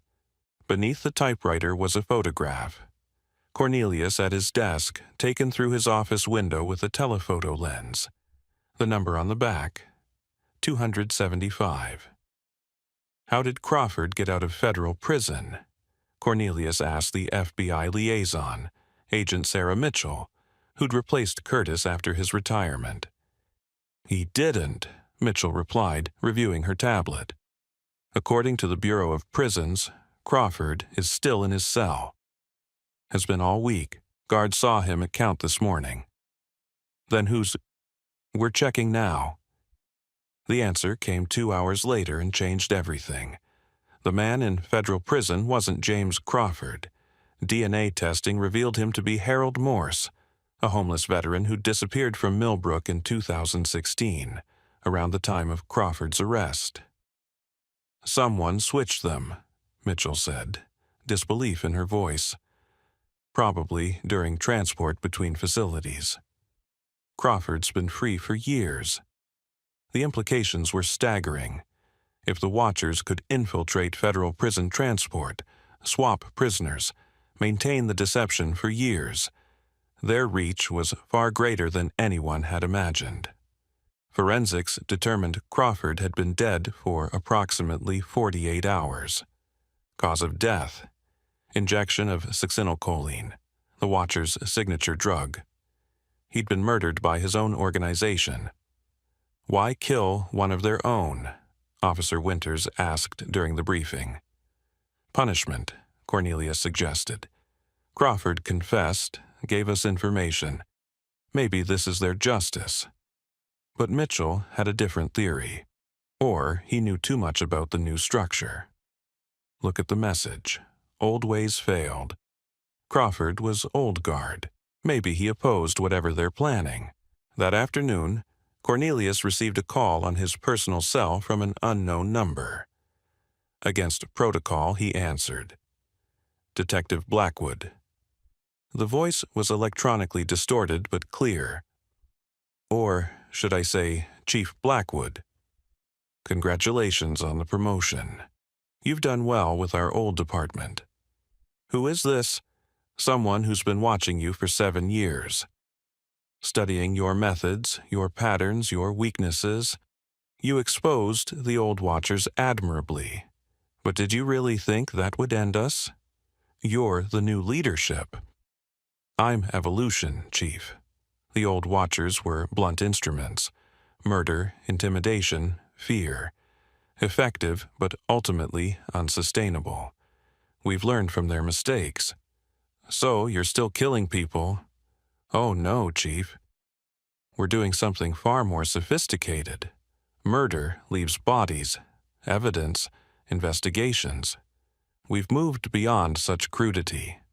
Then what? Check your missing persons files for the last 5 years. Specifically, look for patterns in the types who disappear. Then ask yourself, where do they go? The line went dead. Cornelius immediately pulled the missing persons database. In the past 5 years, Millbrook had seen a 300% increase in disappearances. But looking closer, there was indeed a pattern. The missing were all people who fit the old Watcher victim profile. Homeless, addicts, sex workers, undocumented immigrants. But unlike the old Watcher's victims, these people weren't found dead. They simply vanished. Mitchell assembled a task force that afternoon. 12 agents, forensic specialists, data analysts.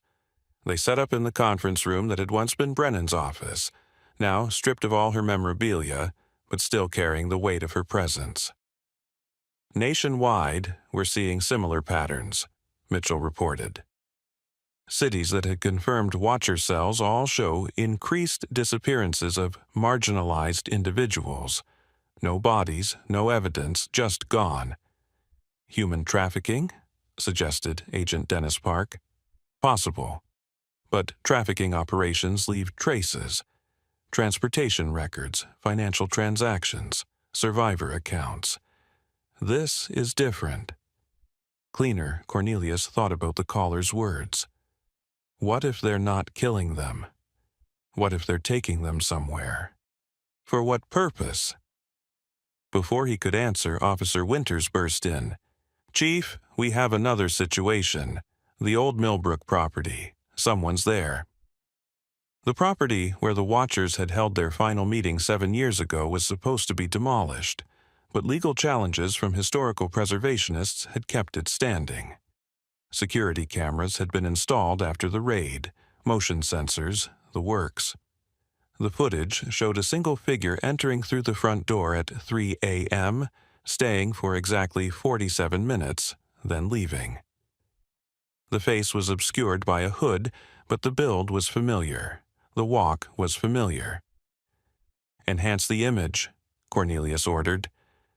When the tech specialist zoomed in, they could see the figure's hand as it reached for the door.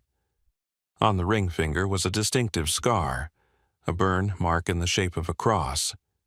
Cornelius knew that scar. He'd seen it countless times over 20 years. That's Philemon Goodbody. Everyone in the room froze. Philemon had been dead for 6 years, suicide after testifying against the Watchers. Cornelius had attended his funeral, had seen the body in the casket. Run facial recognition, Mitchell ordered. The results were immediate and impossible. 94% match for Philemon Goodbody. Either someone with extensive plastic surgery, Mitchell said slowly, or Philemon faked his death. They raided the Millbrook property within the hour. The house was empty, but in the basement shrine room they found new additions. Photographs on the wall, but not of victims. These showed people alive, working, living in what looked like a massive underground facility. Each photo was labeled with a name and date. All were people from the missing persons files. At the center of the display was a map of the United States with 17 locations marked. Each mark had a number, 50, 75, 120, up to 500. Population counts, Mitchell breathed. They're not killing them. They're collecting them. A laptop sat open on the table. Video paused on the screen. Cornelius hit play. Philemon Goodbody appeared, very much alive, older but unmistakable. He sat in what looked like a modern office, walls white and sterile. "Hello, Cornelius. If you're watching this, you've found our breadcrumbs. Good. We want you to understand what we've become." The camera panned, showing a vast underground space, like a small city. Buildings, streets, people walking around in uniform gray clothing. The old watchers were right about one thing. Some people are burdens on society, but killing them was wasteful. We've found a better solution. We take them, yes, but we reform them, educate them, give them purpose. The camera showed workshops, classrooms, medical facilities. The missing people were there, working, seemingly content. This is Sanctuary 1, located beneath the Nevada desert. Population, 537. Former addicts, criminals, homeless, all given new lives, new identities, new purposes. They work for us now, maintaining our facilities, growing our food, building our infrastructure. Cornelius felt sick. It's slavery. Philemon continued. They can't leave, true, but they have food, shelter, medical care, purpose, more than they had above ground. We're not monsters, Cornelius, we're pragmatists. Society produces excess population it can't support. We repurpose that excess. The government would never, Mitchell started. The government doesn't know, Philemon said, as if responding to her. We're entirely self-sufficient. Geothermal power, underground water sources, hydroponic farms. We've been building for 20 years, using resources diverted from various federal programs by well-placed members. The video showed more footage. People working in factories, children in classrooms, families in small apartments. It looked almost normal, except for the armed guards, the lack of windows, the cameras everywhere. Each sanctuary operates independently, Philemon explained. If one is discovered, the others continue. We learned from the old Watchers' centralized structure. Decentralization ensures survival. This is where evolution leads, Cornelius. Not murder, but management. Not elimination, but utilization. The new Watchers don't kill societies unwanted. We absorb them, transform them, make them useful. The video shifted to show a medical facility. Doctors working on patients, all wearing the same gray uniforms. Some volunteer for medical trials, experimental treatments for diseases that would take decades to approve above ground. Their sacrifice, voluntary, I assure you, advances human knowledge. Already, we've developed treatments for early-stage Alzheimer's, certain cancers, autoimmune conditions. When perfected, these treatments will be discovered by legitimate researchers above ground. Humanity benefits, and the test subjects find purpose in their contribution. Monster, Cornelius muttered. The real monsters, Philemon said, are those who let people die on streets, in alleys, from preventable diseases and circumstances. We give them lives worth living, even if confined. Judge us when you've seen the alternative. The video ended with coordinates. 36.1699 degrees north, 115.1398 degrees west. That's just outside Las Vegas, Agent Park said. Federal land designated as a nuclear test site from the 1950s. Nobody goes there. Perfect cover, Mitchell said. Underground facilities could be explained as old test bunkers. Radiation warnings keep civilians away. We're going in, Cornelius said. With what authority? That's federal land, military jurisdiction. We'd need evidence, warrants, cooperation from agencies that might be infiltrated. She was right. The new watchers had learned from their predecessors' mistakes. They'd made themselves nearly untouchable legally. That night, Cornelius couldn't sleep. He kept thinking about those photos, those people underground. Were they prisoners or willing participants? Did it matter if their alternative was death on the streets? His phone rang at 3 a.m. Philemon's voice, no longer on video but live. Struggling with the ethics, old friend? You're not my friend. Friends don't fake their deaths. I had to disappear. The guilt of testifying, even though I knew the old watchers were wrong, was killing me. But then the new leadership approached me, showed me a better way. I've saved more lives in the last 6 years than I ever did as a cop. You've enslaved them. I've employed them. Every person in our sanctuaries has a job, a purpose, dignity. Yes, they can't leave. But Cornelius, be honest. What life were they going back to? Addiction? Homelessness? Death? That's not your choice to make, isn't it? Society already made the choice by abandoning them. We're just providing an alternative to inevitable death. Why show us this? Why reveal yourselves? Because we need legitimacy. Eventually, the sanctuaries will be discovered. When that happens, we want allies who understand our purpose. You could be one of those allies. Never. Then you're 275, Cornelius, but not killed, taken. You'll see our sanctuaries from the inside. Experience what we offer. Maybe your perspective will change. Is that a threat? It's a promise. The old watchers would have killed you years ago. We're offering you a chance to understand, to evolve with us. Think about it. The call ended. Cornelius immediately called Mitchell, but her phone went to voicemail. He tried the FBI field office, no answer. His heart racing, he drove to Mitchell's hotel. Her room was empty, bed unslept in, but on the pillow was a note. She's safe. Experiencing Sanctuary 2. Will be returned in 72 hours with full knowledge of our operations. The new watchers. The manhunt was immediate but futile. Mitchell had vanished as completely as the hundreds of others. Roadblocks, helicopter searches, satellite surveillance, nothing.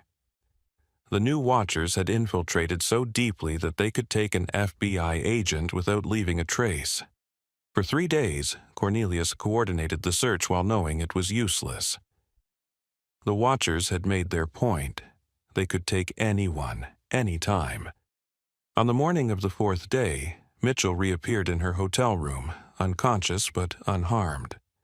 When she woke, her story chilled everyone who heard it. She'd been taken to an underground facility, not in Nevada but beneath Chicago.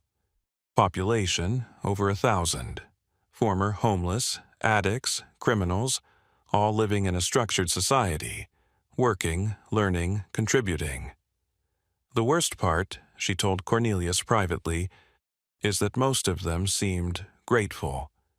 Happy even. They had lives down there, families, jobs, purpose. When I told some they could leave with me, they refused. Stockholm Syndrome. Maybe. Or maybe they really did prefer it to their previous lives. Cornelius, what if the watchers are right? What if this is better than letting people die on the streets? Freedom matters, Cornelius said firmly. Choice matters. does it? When the choice is between slow death above ground or structured life below. She showed him something she'd hidden from the official debriefing, a flash drive given to her by one of the sanctuary administrators. "They wanted you to see this," she said. The drive contained thousands of files, medical records showing treatments developed in the sanctuaries, agricultural innovations from their hydroponic farms, educational programs that had turned illiterate adults into skilled workers, and testimonials, hundreds of them, from sanctuary residents describing their lives before and after. One video stood out. A woman, maybe 40, speaking directly to the camera. "My name is Jennifer Walsh. Above ground, I was a heroin addict, prostitute, 3-time felon.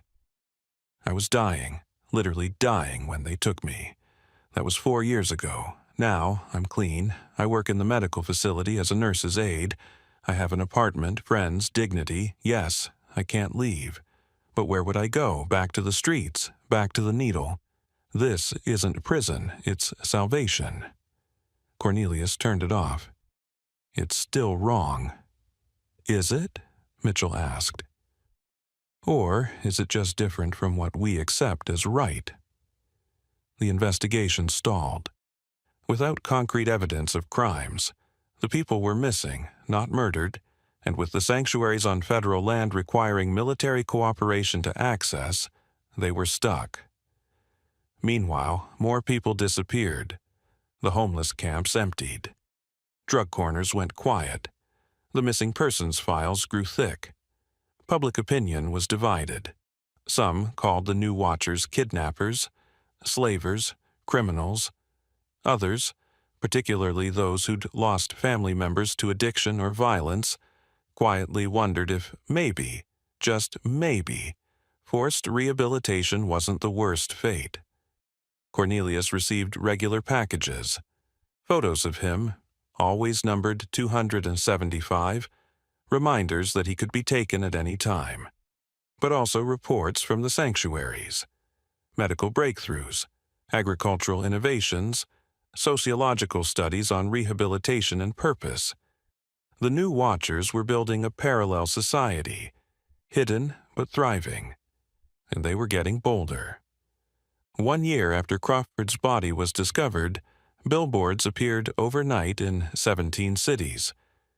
Every person deserves purpose. Every life has value, some just need help finding it. The sanctuaries. By morning, the billboards were gone, but the message had been sent. The new watchers weren't hiding anymore. They were recruiting, normalizing, preparing for the day when their underground cities would be revealed and, they hoped, accepted. Cornelius stood in his office, looking at the map Mitchell had recovered, the 17 sanctuary locations. Thousands of people underground, maybe tens of thousands. A hidden nation beneath America's feet. "What do we do?" Officer Winters asked. She'd proven herself trustworthy, untouched by watcher influence. "We prepare," Cornelius said. "They'll surface eventually. When they do, we need to be ready. Not for war, they're too embedded for that. But for the choice society will have to make." What choice? Whether forced salvation is better than free suffering. Whether security matters more than liberty. Whether the ends justify the means. He looked at the photo on his desk. Mehitable Crowthorne, the janitor whose discovery had started everything. She'd died for finding the truth about the old watchers. But the new truth was more complex, more insidious. The old watchers killed the unwanted. The new watchers collected them. Which was worse? And in a society that had already abandoned these people, did it matter? The count had indeed resumed, but now it wasn't deaths. It was captures, salvation, transformations. And somewhere, 17 sanctuaries beneath American soil, the new watchers were building their better world. One missing person at a time. 2 years passed with an uneasy stalemate. The sanctuaries continued operating. People continued disappearing, and law enforcement found itself paralyzed by jurisdictional complexity and public ambivalence. Chief Cornelius Blackwood had aged visibly. The weight of knowing about an underground nation he couldn't stop etching lines into his face. The breaking point came on a cold February morning when Officer Rachel Winters didn't report for her shift. Her apartment was neat, bed-made, no signs of struggle, only a note on her kitchen table. Going to see for myself. Our Cornelius knew immediately what had happened. Rachel had volunteered to be taken. 3 months earlier, her younger brother had disappeared. A 22-year-old opioid addict who'd been living on the streets. The family had searched desperately, but Cornelius had seen the pattern. Young, addicted, no stable address, prime sanctuary candidate. The note continued on the back. If David is down there, I need to know he's safe. If the sanctuaries are what they claim, maybe it's better than letting him die. I'll find a way to report back. Trust me, R. Cornelius should have reported it immediately, initiated a manhunt. Instead, he sat in his office, staring at the note, wondering if Rachel might accomplish what years of investigation hadn't, getting real intelligence from inside a sanctuary. His phone rang that afternoon. Philemon Goodbody. Your officer is in Sanctuary 3, beneath Detroit. She'll be processed, evaluated, assigned housing and work. Don't worry, we know who she is. She won't be harmed. She's a cop. You can't just... She volunteered, Cornelius. Walked into one of our intake points. Said she wanted to find her brother. We don't turn away volunteers. Intake points? Philemon chuckled. You think we just snatch people off streets? We have recruitment centers in every major city, homeless shelters that offer more than soup, drug clinics that provide permanent solutions. Desperate people come to us. Let her go. She can leave any time she wants, after orientation. After she sees what we really are, most choose to stay. And those who don't are released with memory suppression therapy. They remember being sick, getting better, nothing specific. Protects the sanctuaries while respecting their choice.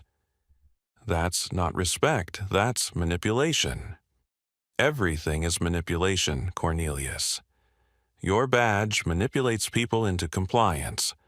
Laws manipulate behavior through fear of punishment. We just manipulate toward productivity rather than punishment. The line went dead. For 2 weeks, there was no word from Rachel. Cornelius covered for her absence, claiming she was on special assignment. He monitored all channels, waiting for any communication. Then, at exactly 3 a.m. on a Tuesday, his secure phone received a text from an unknown number. Chief, it's Rachel. They let me use a communication terminal as part of integration therapy. David is here. He's alive, clean, working in agricultural section. Has been for 3 months. He looks healthier than I've seen him in years. This place is not what we thought.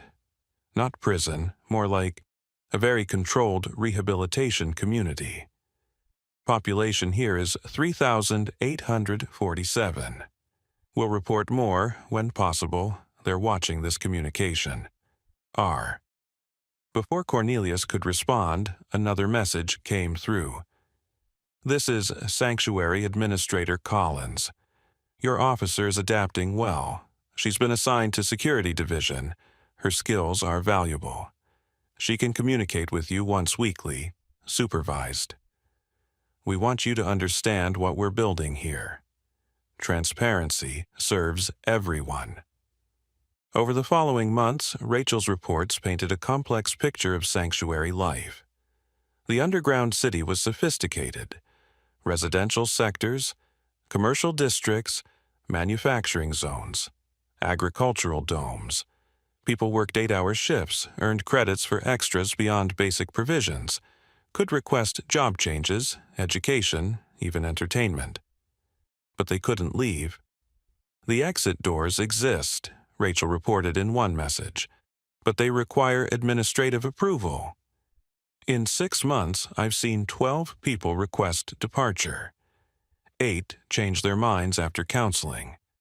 3 were approved and left with memory suppression. 1 disappeared. They say he was transferred to another sanctuary, but people whispered differently. She described the population: former addicts, homeless, criminals, but also volunteers. People who'd chosen the structured life underground over chaos above. Families had formed. Children had been born. The first generation of sanctuary natives who'd never known the surface world. David doesn't want to leave, she wrote in month 4. He has a girlfriend, a job he enjoys, friends. He says the surface nearly killed him, and he'd rather be confined and alive than free and dead. I want to argue, but Chief, I see his point. Is freedom worth anything if it only offers freedom to suffer? The ethical questions tormented Cornelius. He shared Rachel's reports with Agent Mitchell, who'd never fully recovered psychologically from her own sanctuary experience.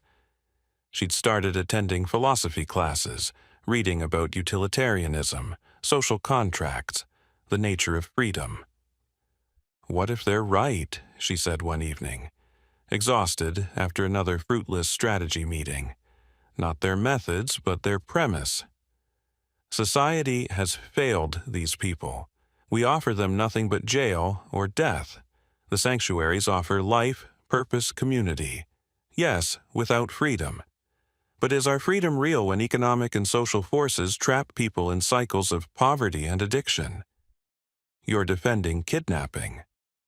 I'm questioning whether it's kidnapping if the alternative is abandonment. We've already imprisoned these people, in poverty, in addiction, in mental illness. The Watchers just made the prison literal but livable. Their debate was interrupted by urgent news. The governor of Nevada had called a press conference. Behind him stood Philemon Goodbody and 5 other individuals in matching gray suits. Today, the governor announced, I'm revealing a partnership that's been developing for 2 years.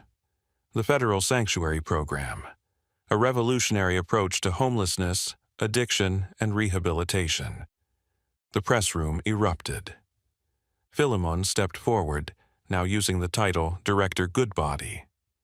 For 12 years, we've operated in shadow, building communities for those society abandoned. Today, we emerge into light. 17 sanctuaries across America, housing 47,000 residents.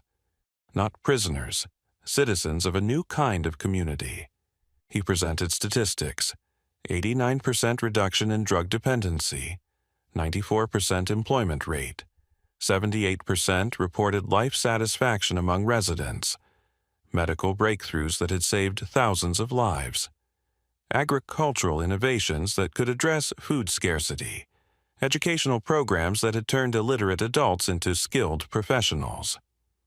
We propose federal recognition and regulation, transform the sanctuaries from hidden necessities to transparent solutions, allow voluntary entrance and, after appropriate assessment, voluntary exit, create a parallel society for those who need structure to survive.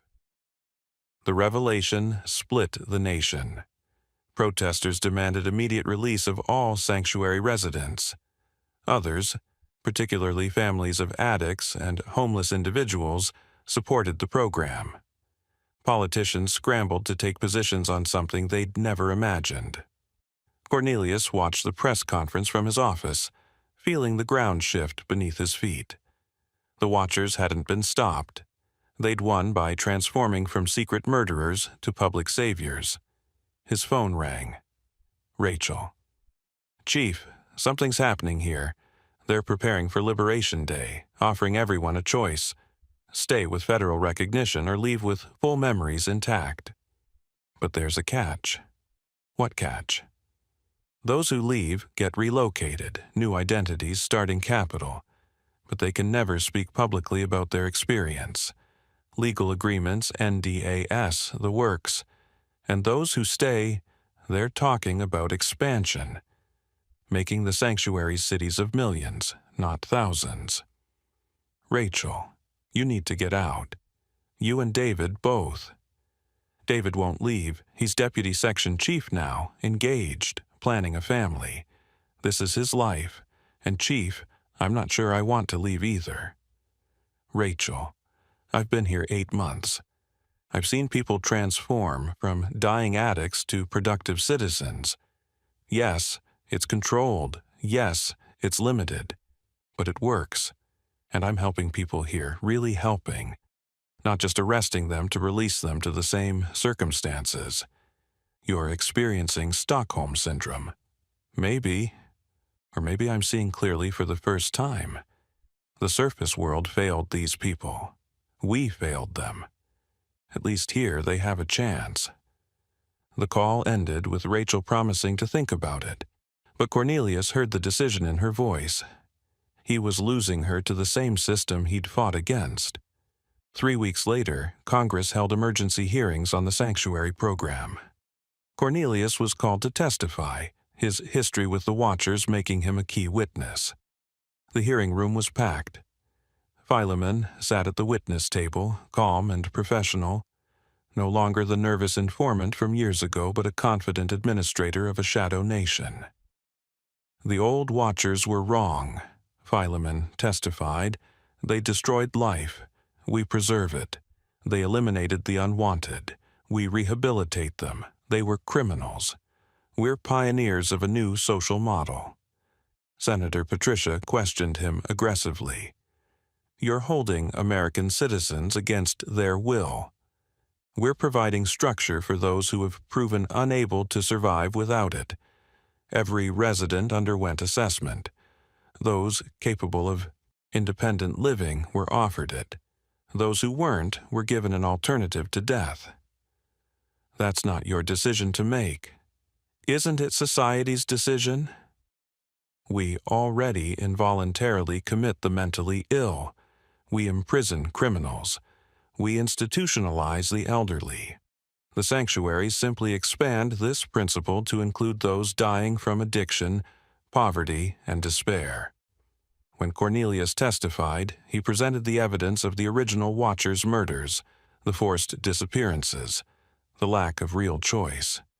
But Philemon had counter-evidence, testimonials from residents, success stories, medical breakthroughs that had already saved lives on the surface. Chief Blackwood, asked Senator James Wright, given what you know now, if someone you loved was dying from addiction, would you want them in a sanctuary? Cornelius thought of Rachel, of her brother David, of the thousands who died on streets while society debated policy. I don't know, he admitted, and that's the horror of this. They've made us complicit by offering what we failed to provide, solution to suffering, even at the cost of freedom. The hearings continued for weeks. Sanctuary residents testified via video link, most supporting the program. Families testified both for and against. Philosophers debated the nature of freedom versus security. Medical researchers presented breakthroughs achieved through sanctuary research. During a break, Cornelius encountered someone unexpected in the hallway, Mehitable Crowthorne's daughter, Patricia. Chief Blackwood, she said. Thank you for fighting for my mother. I'm sorry we couldn't save her. She found the truth. That mattered to her. But Chief, if the sanctuaries had existed then, if they'd taken my brother instead of letting him die from overdose, I might have supported them. Does that make me terrible?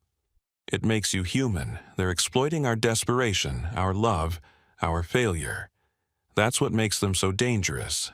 Not that they're wrong, but that they might be right. The congressional vote was scheduled for December 15th.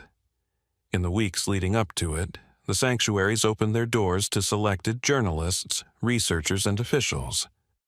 The tours were carefully managed, but what they showed was impressive. Functioning cities, productive citizens, advanced technology. But Cornelius noticed what wasn't shown: the security systems, the punishment sectors mentioned in some testimonials, the deep residents who'd been there longest and rarely appeared in public areas. Rachel managed to send one last uncensored message. "Chief, the vote's going to pass. They have leverage we didn't know about." Sanctuary residents include relatives of 12 senators, 43 representatives, hundreds of state officials, children, siblings, parents who died years ago, actually saved and rehabilitated. If the program is rejected, these people disappear forever. If approved, controlled reunions are possible. The Watchers played the longest game imaginable. They have hostages who don't know they're hostages, leverage that looks like mercy. Get out, Chief. Leave the country if you can. When they surface fully, anyone who opposed them will be remembered. I'm sorry, I'm staying. David needs me, and maybe this is where I can do the most good. Thank you for everything. Rachel. The vote was 67 to 33 in the Senate, 298 to 137 in the House. The federal sanctuary program was officially recognized, regulated, and funded. Within hours, entrance applications flooded in. Desperate families offering addicted relatives, homeless individuals volunteering themselves, even middle-class citizens attracted to the structure and security. Cornelius submitted his resignation the day after the vote. At his farewell ceremony, few attended. He'd become a reminder of an uncomfortable truth: that America had accepted internment as solution to social problems, that freedom had been traded for security, that the Watchers had won by evolving from murderers to wardens. Agent Mitchell found him packing his office. "Where will you go?" she asked. "Canada, maybe. Somewhere the sanctuaries haven't reached, yet. They'll expand. You know that. This is just the beginning. Other countries are already inquiring about the model. Then we've lost. Have we? Or have we just redefined winning? The old Watchers killed 347 people over 170 years. The new ones have saved thousands, maybe tens of thousands. Yes, at the cost of freedom. But what's freedom worth if it only means freedom to die?" "Everything," Cornelius said firmly. "Freedom is worth everything. Because once we accept that some people can be confined for their own good, where does it stop? The addicted today, the unemployed tomorrow, the dissidents eventually. We've opened a door that can't be closed." Mitchell pulled out an envelope. "From Philomen. He asked me to give this to you." Inside was a single photo: the sanctuary beneath Las Vegas, now expanded to house, people walking through clean streets, children playing in parks. On the back was written, "We built Utopia. You're welcome to visit. Room 275 is reserved for you whenever you're ready to see the future. PG." Cornelius burned the photo and left Millbrook that night. 5 years later, from his cabin in rural British Columbia, he watched the news of the first sanctuary built in Canada. 10 years later, they were global. Hundreds of underground cities housing millions of voluntary residents who couldn't quite explain why they'd volunteered. The old Watchers' dream of social cleansing had been achieved, not through murder, but through something worse: convincing society that imprisonment was salvation, that control was care, that the cage was home. Rachel never contacted him again, but he sometimes received anonymous packages containing photos from inside the sanctuaries. Pictures of David with his children, the first generation born underground. Pictures of Rachel, older, wearing an administrator's uniform, surrounded by people she'd helped rehabilitate. Pictures of a society that functioned perfectly because it had surrendered the chaos of choice. In his final journal entry before his death at 83, Cornelius wrote, "The old Watchers were monsters who thought they were heroes, killing the unwanted to purify society. The new Watchers are heroes who don't realize they're monsters, saving the unwanted by stealing their freedom. Both believed they were evolution. Both were right. Society evolved, from disposing of its problems to containing them, from murder to management, from elimination to absorption. The count that began in 1851 with Abraham Millbrook never truly ended.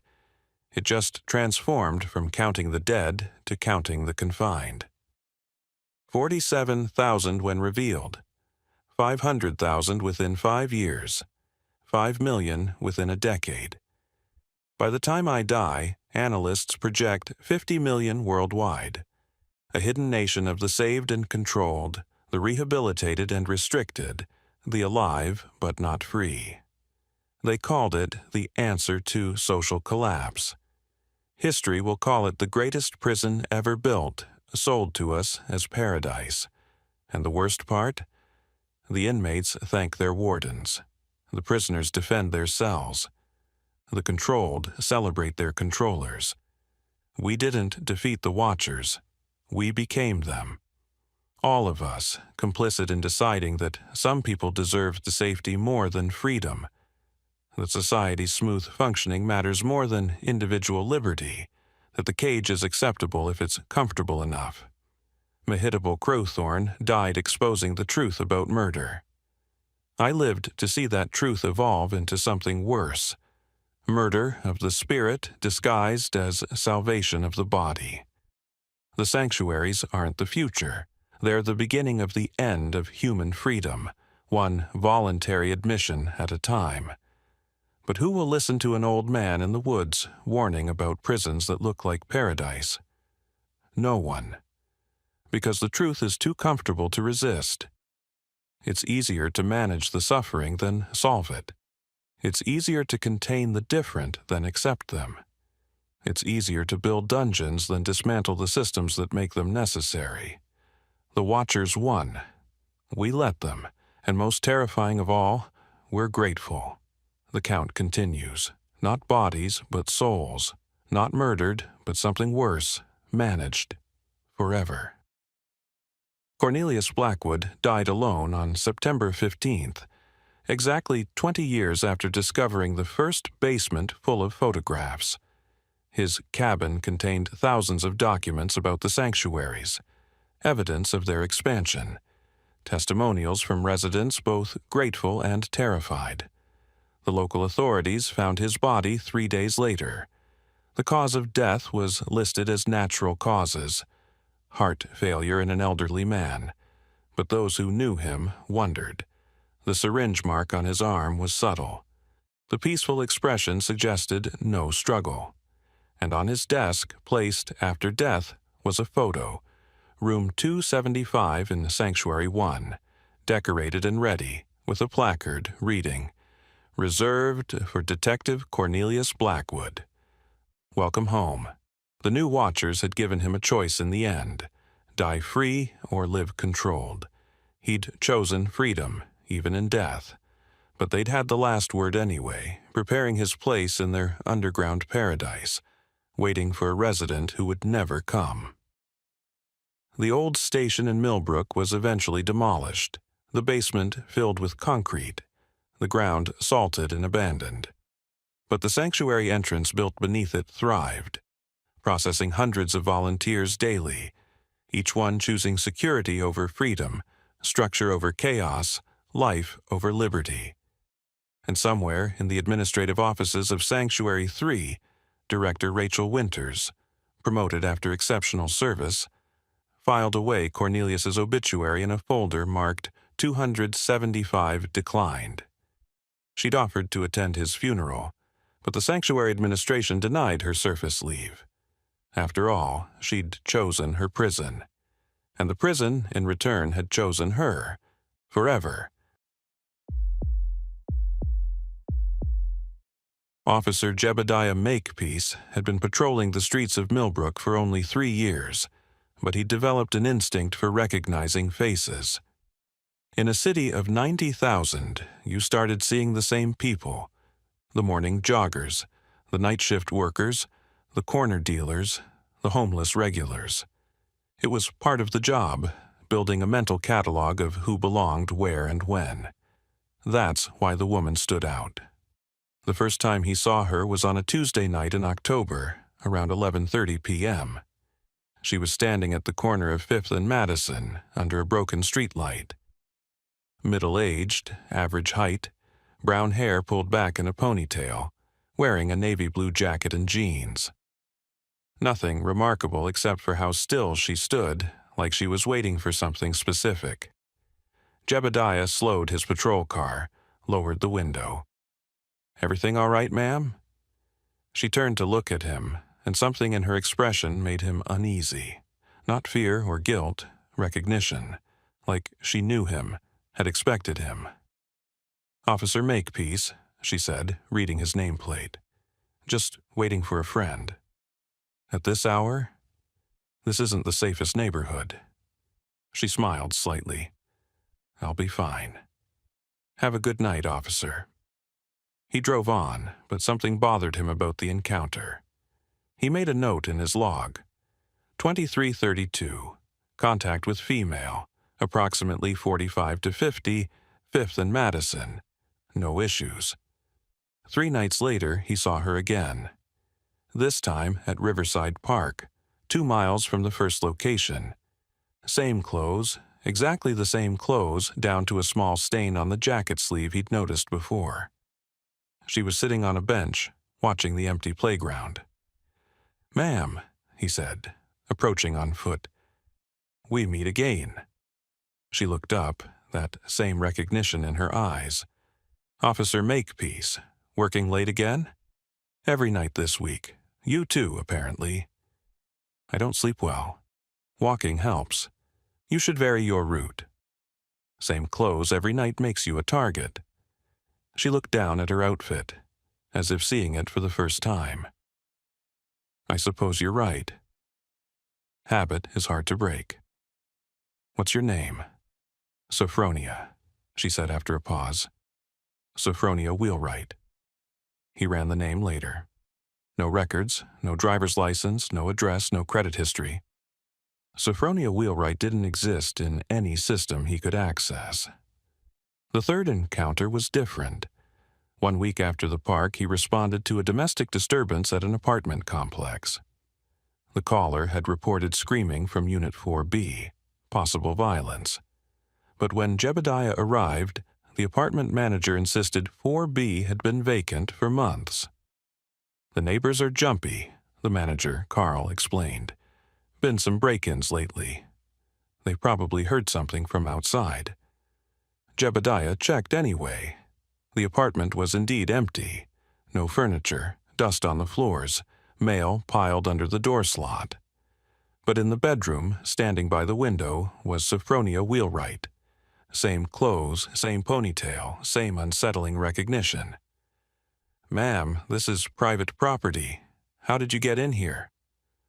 "I used to live here," she said softly. "Years ago, sometimes I come back to remember. Carl says this unit's been empty for months. Carl's new. He wouldn't know me." She walked past him, out of the apartment, down the stairs. He followed, intending to question her further. But when he reached the parking lot, she was gone. No car leaving, no figure walking away, just gone.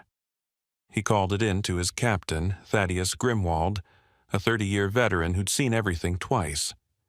"Grimwald here. Captain, I need to run something by you. A woman I keep encountering. Same appearance, different locations, no records in the system. Probably homeless, using a fake name. She doesn't seem homeless. And Captain, she knew my name before I introduced myself." There was a pause. "Makepeace, you been getting enough sleep?" "Yes, sir. Take your scheduled days off. Don't let this job make you paranoid." But Jebediah couldn't let it go. He started documenting every encounter, taking photos when possible. But here was the strange thing. She never appeared in them. He'd snap a picture of the corner where she'd been standing, the bench where she'd been sitting, but she was always just out of frame, or had moved at the last second. The fourth encounter came 2 weeks later. He was investigating a reported break-in at a warehouse on the industrial side of town. The place had been closed for years, but someone had seen lights inside. He found her in the warehouse office, looking through old filing cabinets. Sophronia. This is breaking and entering. She didn't run, didn't resist. I'm looking for something. What? Proof that I existed. She showed him a file, employment records from 1978. There was a photo paper-clipped to a form. The woman in the photo looked exactly like Sophronia. Same face, same age, but the name was different. Susan Wheeler. That's my mother, Sophronia said. People always said we looked alike. Your mother worked here 45 years ago. She disappeared from here. October 15th, 1978. Night shift.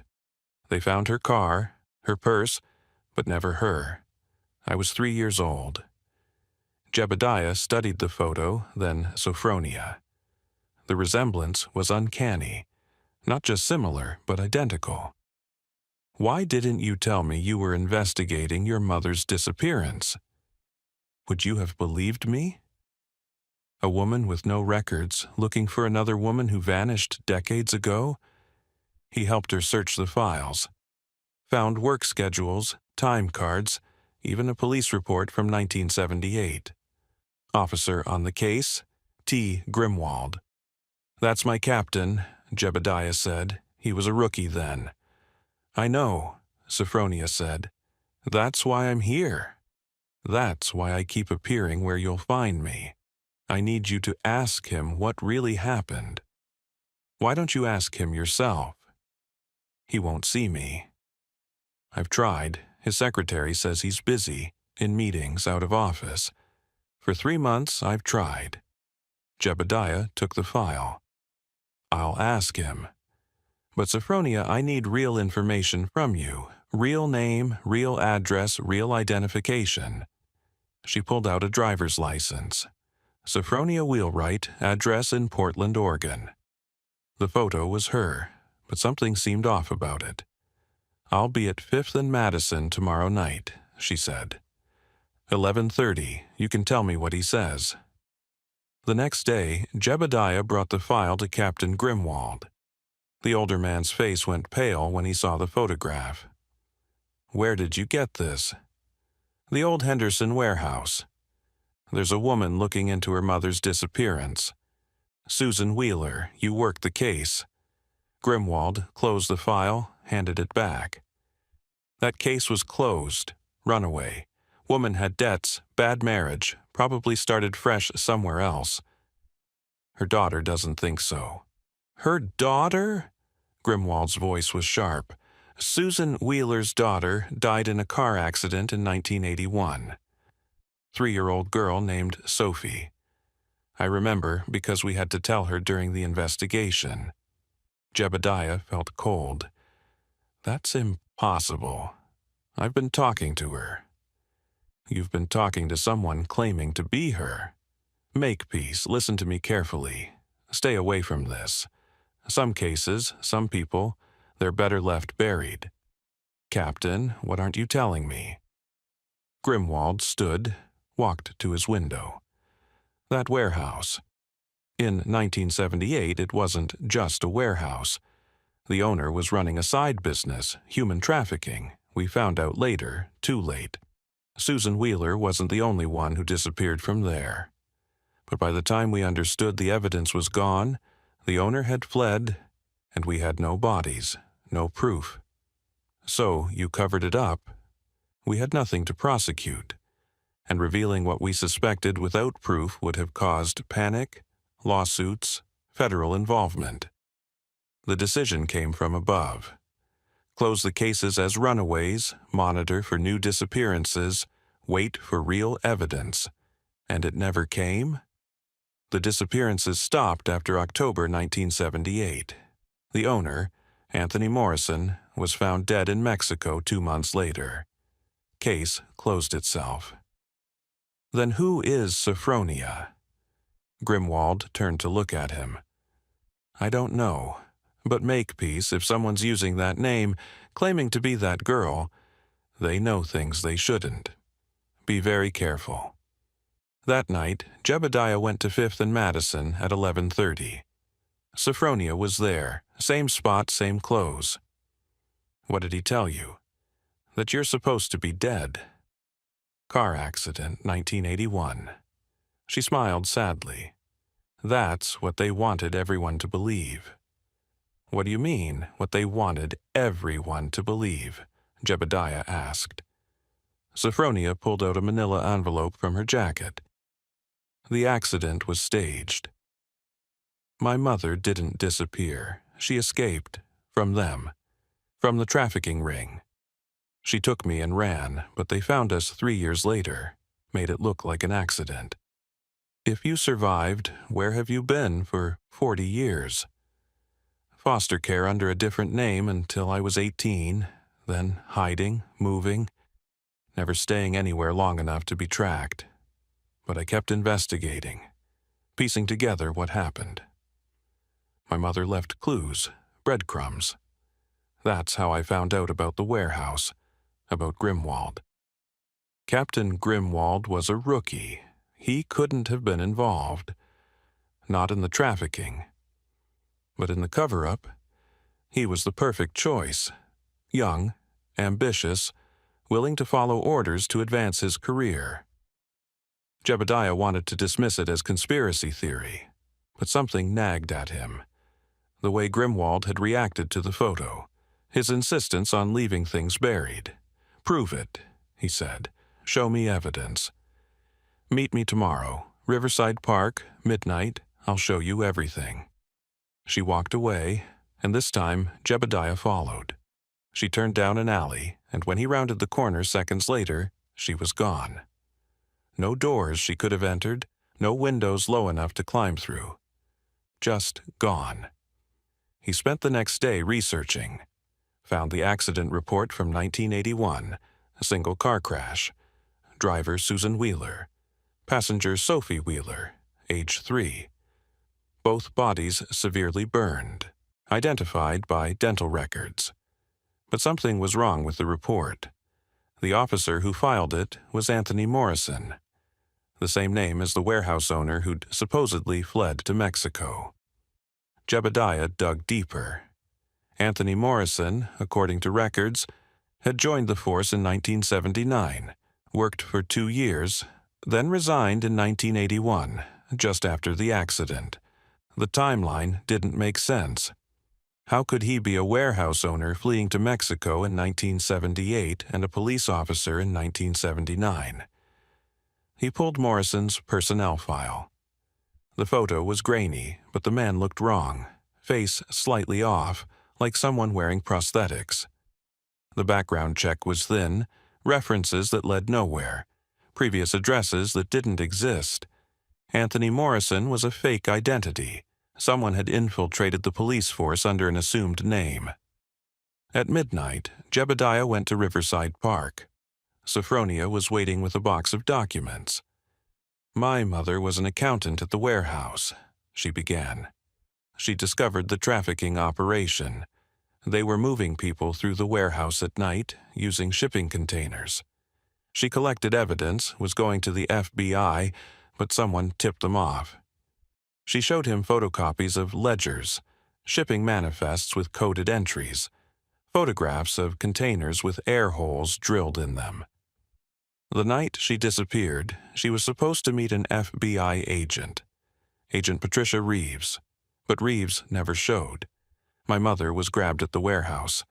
I was at home with a babysitter. How did she escape? She didn't at first.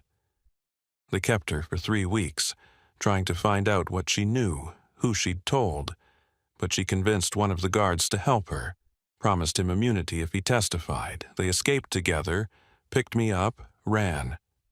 The guard was Anthony Morrison. No, the guard's name was Paul Brennan. He's the one who became Anthony Morrison, created a fake identity to hide from the trafficking ring. He joined the police to stay close to the investigation, to make sure it stayed buried. And the car accident. They found us. Paul tried to protect us, but they killed my mother, tried to kill me. Paul saved me, barely, put me in the system under a fake name, told everyone I'd died too. He kept watching over me for years, from a distance. Where is Paul Brennan now? Dead, real dead, 5 years ago, natural causes.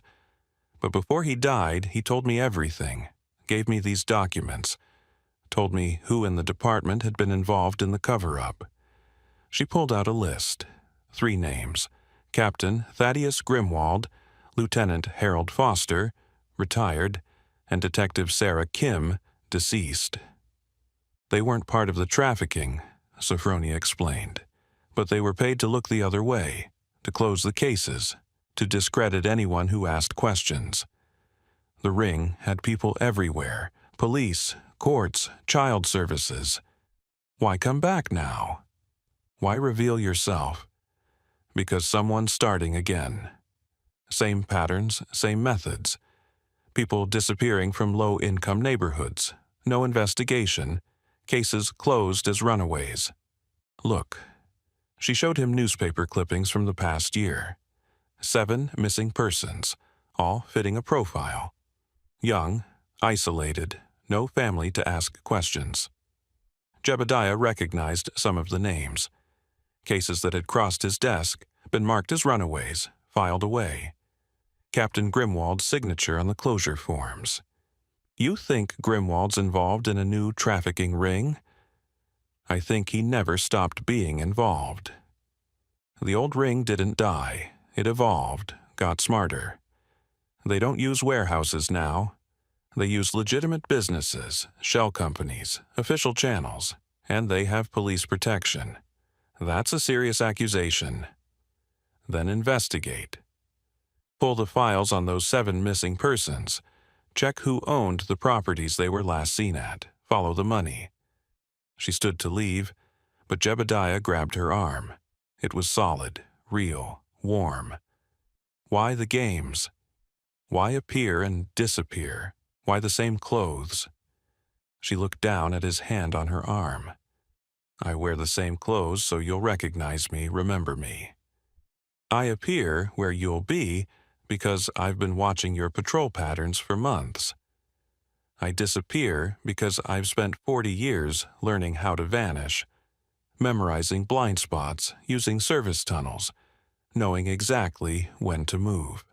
The photo I took, I saw you raise your phone, stepped aside, old habit. It was all explicable, all rational, but something still felt off. Show me your driver's license again. She handed it over. This time, he really studied it. The hologram was wrong, the font slightly off. It was an excellent fake, but fake nonetheless. Sophronia Wheelwright doesn't exist, he said. No, she agreed.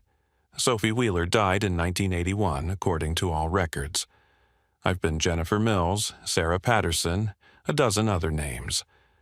But I'm still her, still the girl who lost her mother to men who thought people could be bought and sold. What do you really want from me? Justice, or at least truth. You're clean, Makepeace. 3 years on the force, no connections to the old network. Grimwald doesn't own you yet. You can investigate without suspicion. And if I find what you claim, then we expose it. Publicly, loudly, in a way they can't cover up. Jebediah took the box of documents. Give me a week, I'll verify what I can. But Sophronia, Jennifer, whoever you are, if this is some elaborate hoax, it's not. Check the property records for 447 Industrial Way. Shell company owned, purchased 6 months ago. Used to be a trucking depot. Now it's supposedly empty. But drive by at 3 a.m., count the vehicles. Wonder why an empty building needs so much traffic. She walked away, and this time Jebediah let her go. Over the next week, he investigated carefully.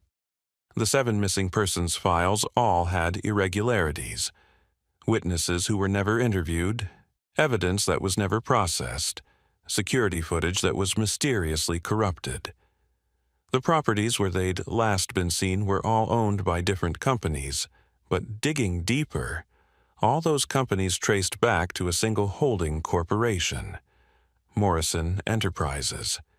Anthony Morrison's name, but incorporated in 2019, long after the fake Morrison had supposedly died.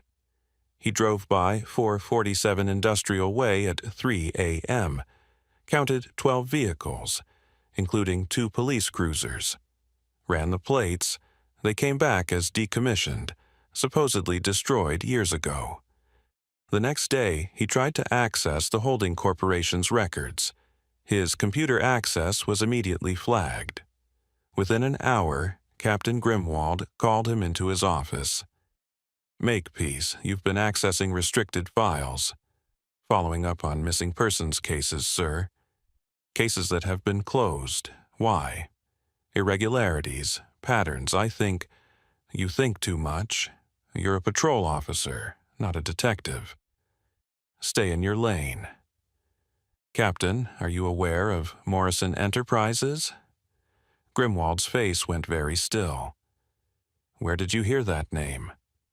"Property records. They own buildings where missing persons were last seen." "Coincidence? The city has thousands of properties, hundreds of missing persons. Patterns emerge from random data. Don't create conspiracies where none exist." "Sir, Officer Makepeace, you're a good cop with a promising future. Don't jeopardize that by chasing ghosts. The woman you've been talking to, Sophie Wheeler or whatever she's calling herself, she's disturbed, traumatized by her mother's death, creating elaborate fantasies to cope. Don't get pulled into her delusions. You said she died in 1981. I said that's what the records show. Clearly, someone survived and has spent 40 years building a conspiracy theory. Tragic, but not criminal. Leave it alone, Makepeace, that's an order. But Jebediah couldn't leave it alone. That night, he met Sophronia at their usual spot. "He knows," she said immediately. "Your computer access triggered alerts. You need to be careful now. Tell me about Morrison Enterprises. It's how they launder the money. The trafficking generates cash. They buy properties through the shell company, use them as waypoints for moving people, then sell them for clean profit. It's brilliant and completely legal on paper. We need more evidence. Then we need to get inside 447 Industrial Way. That's breaking and entering. That's saving lives. Those 7 missing people, if patterns hold, they're being held there before being moved. We have maybe days before they disappear forever." Jebediah made a decision that would change everything. "Tomorrow night, I'll go in, but not breaking and entering. I'll respond to a noise complaint from a concerned citizen. Gives me cause to investigate." "I'll be your concerned citizen," Sophronia said. 3 a.m., be ready." As she walked away, Jebediah called out, "Why do you trust me? How do you know I won't turn you into Grimwald?" She turned back. "Because you remind me of Paul Brennan. Someone who joined the force to help people, not hurt them. Someone who'd risk everything for the truth. He saved me once. Maybe you can save others." The next night at 2:55 a.m., dispatch received a call about strange noises from 447 Industrial Way. Officer Jebediah Makepeace responded. What he found there would validate everything Sophronia had told him and put both their lives in immediate danger. Officer Jebediah Makepeace arrived at 447 Industrial Way at 3:07 a.m., responding to the noise complaint. The building looked abandoned from the outside. Broken windows on the upper floors, graffiti on the walls, weeds growing through cracks in the parking lot. But the 12 vehicles parked behind the building told a different story. He radioed in his arrival, following protocol. Dispatch, Unit 47 responding to noise complaint at 447 Industrial Way. Multiple vehicles on site. Investigating. Copy that, Unit 47. Backup available if needed. 10-4 will advise. Jebediah approached the main entrance. The door was locked, but he could hear something inside. Mechanical humming, like generators or large ventilation systems. Way too much power for an abandoned building. He circled to the loading dock. One of the bay doors was slightly raised, just enough for someone to duck under. He announced himself loudly, "Police!" "Anyone inside? This is Officer Makepeace. I'm responding to a noise complaint." No response, but the mechanical humming stopped abruptly. Someone had heard him. He ducked under the bay door, flashlight in one hand, other hand resting on his service weapon. The loading area was empty but clean. Too clean for an abandoned building. No dust, no debris, fresh tire tracks on the concrete. Moving deeper into the building, he found the source of the humming. Industrial air circulation systems, the kind used in underground parking garages or spaces where people were being kept in confined areas without windows. He heard footsteps above, multiple people moving quickly. Then voices, muffled but urgent. He couldn't make out words, but the tone was clear. Panic. Jebediah found a stairwell, started climbing. The second floor was a maze of corridors and small rooms. In one, he found mattresses on the floor, buckets in the corner, chains bolted to the walls. Empty now, but recently used, the smell of human occupation was unmistakable. His radio crackled. Unit 47, status check. Dispatch, I need backup at this location. Possible crime scene. Negative, Unit 47. Captain Grimwald advises you to exit the building immediately. No crime has been reported. Jebediah's blood ran cold. How did Grimwald know he was here? Unless dispatch had alerted him specifically, which meant, "Dispatch, who am I speaking with?" Officer Patricia Wells, Unit 47. Patricia Wells worked day shift. She shouldn't be on duty at 3 a.m. He turned off his radio, pulled out his personal cell phone, called 911 directly. 911, what is your emergency? This is Officer Makepeace, badge 447. I need immediate backup at 447 Industrial Way. Officers on scene, potential hostage situation. Officer Makepeace, we show you off duty tonight. I'm responding to a complaint. Send backup now. Units are en route. He heard vehicles outside, not arriving, leaving. Engines starting, tires squealing. They were evacuating. Jebediah ran to a window. The parking lot was emptying rapidly, but one van remained. He saw figures being loaded into it, 7 people, hands bound, being pushed by men in dark clothing. One of the men turned, and even from a distance Jebediah recognized him. Lieutenant Harold Foster, supposedly retired. He ran for the stairs, taking them 3 at a time. By the time he reached the parking lot, the van was pulling away. He memorized the license plate, then ran to his patrol car, but his tires had been slashed, all 4, cut deep. Real backup arrived 8 minutes later, 2 units responding to his 911 call. By then, the building was empty except for the evidence. The mattresses, chains, and, in a locked office, documents that had been partially burned in a metal trash can. Jebediah retrieved what he could. Shipping manifests with dates and destinations, names of people being transferred. Some matched the missing persons he'd been investigating. Detective Maria Santos arrived to process the scene. She was clean, one of the few Jebediah trusted completely. Jesus Makepeace, What did you stumble into? Human trafficking ring. Operating out of this building. They were moving people tonight when I showed up. You ID any of them? Harold Foster was here. He's supposed to be retired. Maria's face darkened. Foster was dirty when he was active. If he's involved. She pulled him aside, lowered her voice. Makepeace, you need to be very careful.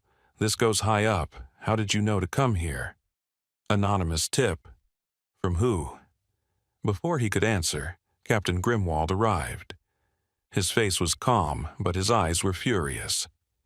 Officer Makepeace, you were off duty tonight. I responded to a complaint, sir. Without authorization. Without following protocol, you contaminated a crime scene. I discovered a crime scene. You discovered an abandoned building with some old mattresses. Everything else is speculation. Maria spoke up. Captain, the evidence suggests... Detective Santos, I'll handle this. Makepeace, you're suspended pending investigation. Badge and gun. Captain, that's an order. Jebediah had no choice. He handed over his badge and service weapon, but he kept copies of the documents he'd photographed with his phone, sent them to his personal email before anyone could confiscate his device. As he left, Maria caught up with him. Meet me at the diner on Route 9 tomorrow, 6 a.m., come alone. That night, Jebediah's apartment was broken into while he slept. Nothing stolen, but a message was clear. They could get to him any time. His phone rang at 4 a.m., unknown number. Officer Makepeace. It was Sophronia. I heard what happened. You're in danger. Where are you? Safe house. You need to disappear too. I'm not running. Then you're dead. Foster doesn't leave loose ends. Neither does Grimwald. You knew this would happen. I hoped you'd find evidence before they noticed. I'm sorry, I didn't mean for... Where are the people from the van? Probably at the secondary site. Industrial shipping complex near the airport. Building 47, they like that number, but it's heavily guarded. You can't go there alone. I'm suspended. I can't go there at all. Then we need help. Federal help. FBI, DEA, someone outside Grimwald's influence. At 6 a.m., Jebediah met Maria at the diner. She looked exhausted, worried. I ran the plate you gave me, she said. Van's registered to Morrison Enterprises. I dug deeper. They own 17 properties in the state. All industrial, all with suspicious activity reports that were never investigated. Because Grimwald buried them. Him and others. Makepeace? This is organized crime embedded in law enforcement. We need federal intervention. How do we get it without going through channels Grimwald controls? Maria pulled out a business card. Agent Patricia Reeves, FBI. She investigated a similar ring in Nevada 5 years ago. I've already called her. She's flying in today. The name triggered something. Patricia Reeves. Sophronia mentioned that name. She was supposed to meet with Susan Wheeler in 1978, but never showed. Different Patricia Reeves. This one's daughter. Her mother was killed in 1978, supposedly a car accident, but she always suspected it was connected to a case her mother was working. The pieces were connecting. The trafficking ring hadn't just killed Susan Wheeler, they'd killed the FBI agent investigating them. And now, 45 years later, the daughter was coming to finish what her mother started. That afternoon, Jebediah met with Agent Reeves at a secure location outside the city. She was in her 40s, sharp-eyed, all business. Officer Makepeace, Detective Santos briefed me. I've been tracking Morrison Enterprises for 3 years. They operate in 7 states, moving people through legitimate shipping channels. We've been building a RICO case, but we needed someone on the inside to break it open. I'm suspended. I'm not inside anymore. But your informant is. Sophronia Wheelwright, or whatever her real name is. We need her testimony, her evidence. She won't come forward unless she's guaranteed protection. She'll have it. Full witness protection, new identity, relocation. But we move tonight. My team is already in position. We're raiding all 17 properties simultaneously at midnight. We need to know which one has the victims. Jebediah called Sophronia. She answered immediately. Building 47 at the airport complex, she said. I've been watching. 7 people went in 3 hours ago. They'll be moved at dawn to a cargo ship bound for international waters. How do you know? Because I've been tracking these patterns for years. Every third Thursday they ship out. Always dawn, always by boat. This is your only chance. Agent Reeves mobilized her team. But they had a problem. Someone was leaking information. An hour before the raid, the buildings started emptying. Vehicles leaving. Evidence being destroyed. We have a mole, Reeves said grimly. Someone in my team or yours. Jebediah thought about it. What if it's simpler? What if they're monitoring police communications? Then we go dark. No radios, no phones, just surprise. At 11:47 p.m., they hit Building 47. No warning, no announcement. Flashbangs through the windows. Tactical teams through every entrance. The resistance was fierce but brief. 15 arrests, including Harold Foster, who tried to flee but was tackled by Jebediah himself. Suspension or not, Reeves had temporarily deputized him as a federal asset.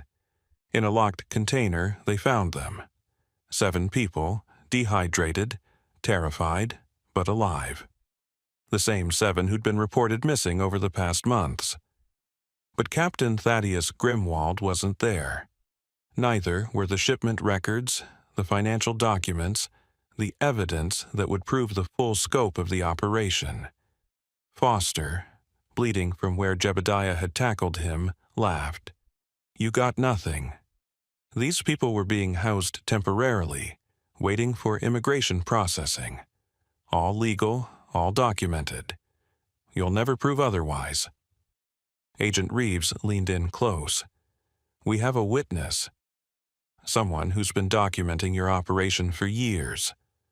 You mean the ghost? Sophie Wheeler? Good luck putting a dead woman on the stand.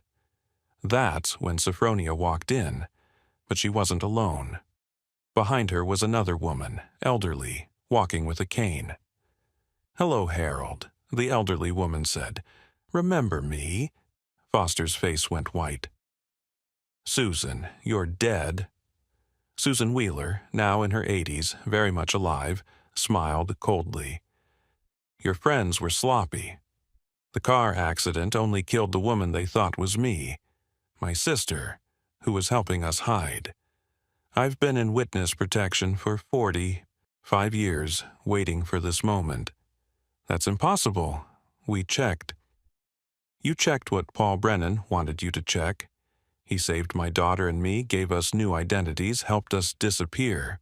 But he also kept records. Everything, every transaction, every shipment, every murder. It's all documented. Sophronia, the real Sophie Wheeler, pulled out a safety deposit box key. Federal Savings and Loan, Box 447. Paul left it for us when he died. 40 years of evidence, names, dates, amounts. Where the bodies are buried, literally. Foster tried to lunge at them but was restrained by federal agents. The contents of the safety deposit box were devastating. The trafficking ring had operated since the 1960s, moving thousands of people, generating millions in profit. Police chiefs, judges, city councilors, all implicated. Captain Grimwald was arrested at his home at dawn, trying to burn documents in his backyard. He said nothing, demanded a lawyer, but the evidence was overwhelming. During his interrogation, one detail emerged that chilled everyone. The ring wasn't just trafficking people for labor or sex. They were supplying subjects for medical experiments, off-the-books research funded by pharmaceutical companies testing drugs on people who wouldn't be missed.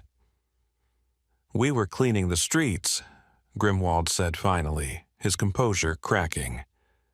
"Homeless, addicts, prostitutes, people who contributed nothing. At least this way, their lives had meaning. Medical advances came from those tests. Diseases were cured." "You're trying to justify slavery and murder," Reeves said. "I'm explaining reality. Someone has to make the hard choices. Someone has to decide who matters and who doesn't. We just made it official. The trials lasted 2 years. 147 people were convicted, including 12 police officers, 3 judges, and numerous business owners. The trafficking ring was dismantled, its victims freed and rehabilitated. Susan and Sophie Wheeler testified under heavy protection.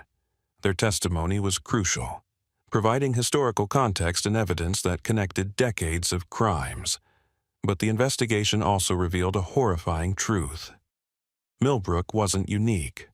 Similar rings operated in dozens of cities, all using the same model: police protection, business fronts, vulnerable victims.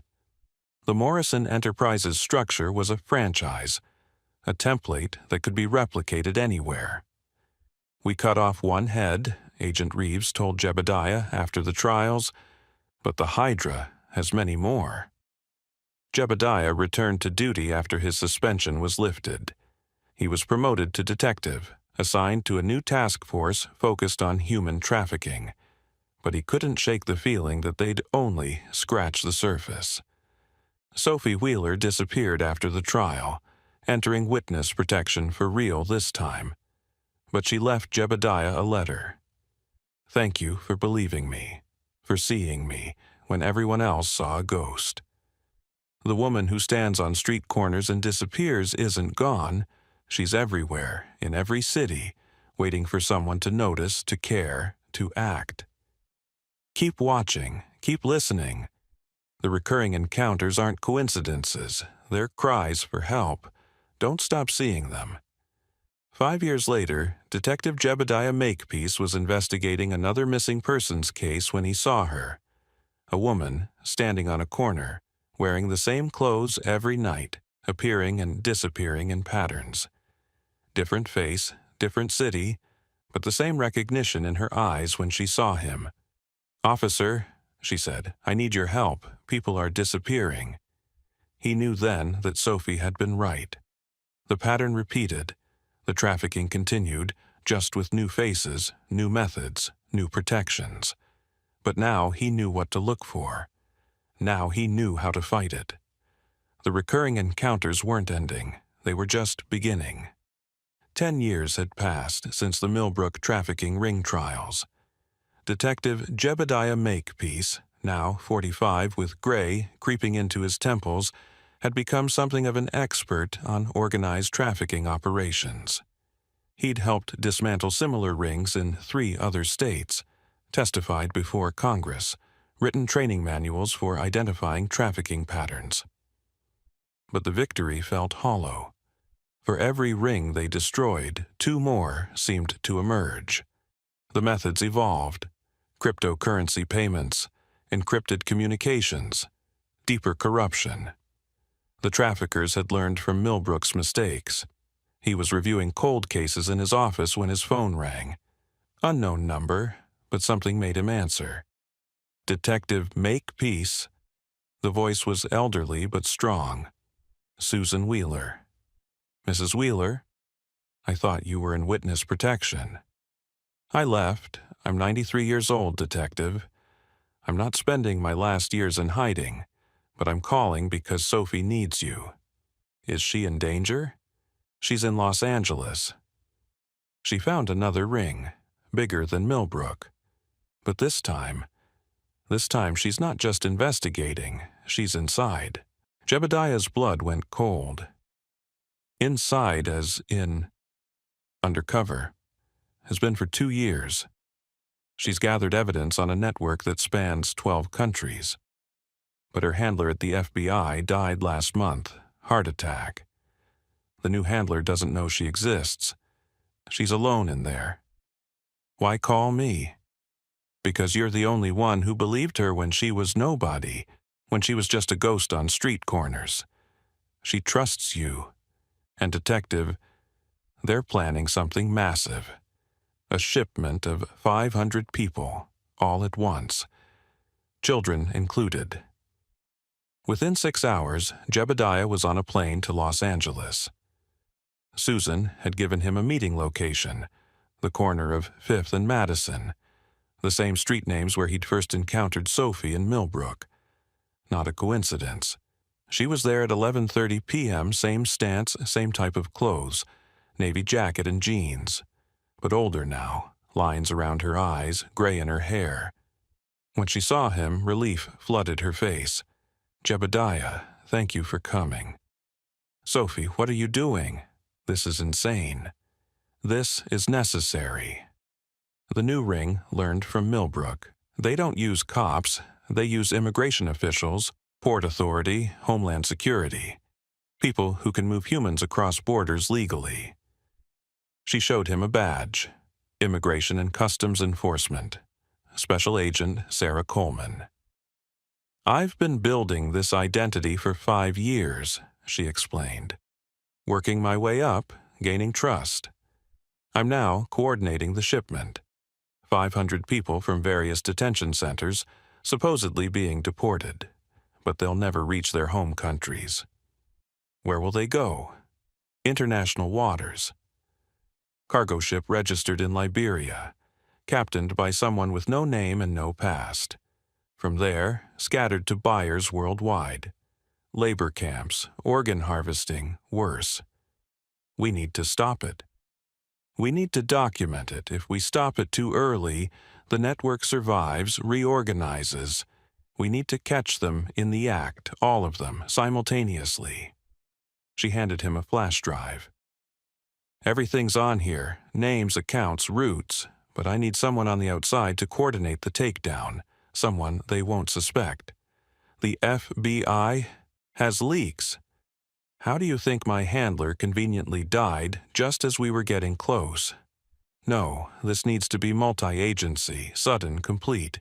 DEA, Coast Guard, Interpol, all at once. Jebediah took the drive. When's the shipment? Tomorrow night, midnight, Port of Long Beach, Pier 47. That's not enough time. It has to be. They moved up the timeline because someone got suspicious. Me, probably. My cover might be blown. Then you need to get out. If I run now, they all disappear. The 500 people still get shipped, just through different channels. I have to maintain cover until the last moment. Sophie, you'll die. She smiled sadly. Maybe. But isn't that what I've been doing for 40 years?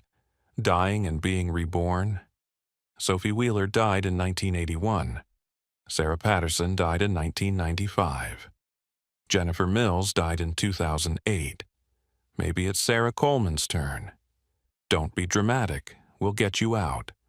Promise me something?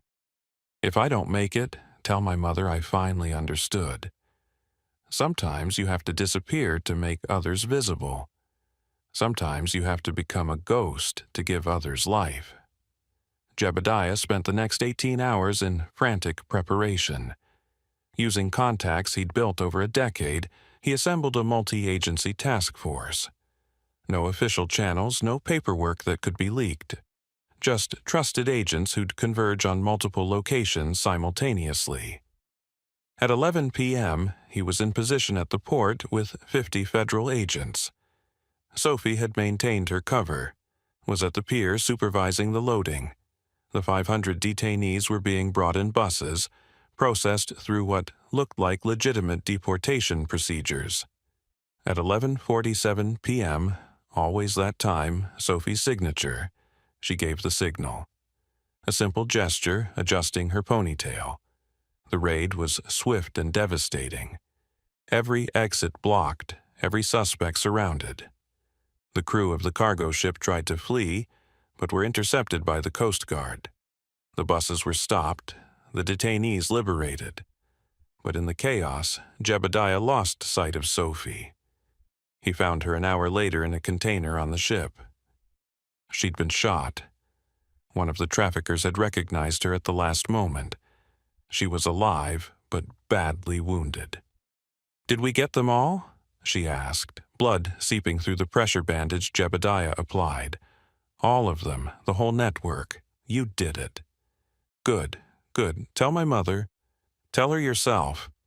You're going to be fine. She survived, barely. 3 surgeries, 2 months in intensive care." The trial that followed was larger than Millbrook.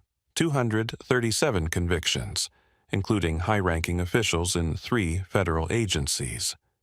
Sophie testified from a wheelchair, her voice strong despite her injuries. Her evidence was irrefutable. The network was destroyed, its leaders imprisoned for life.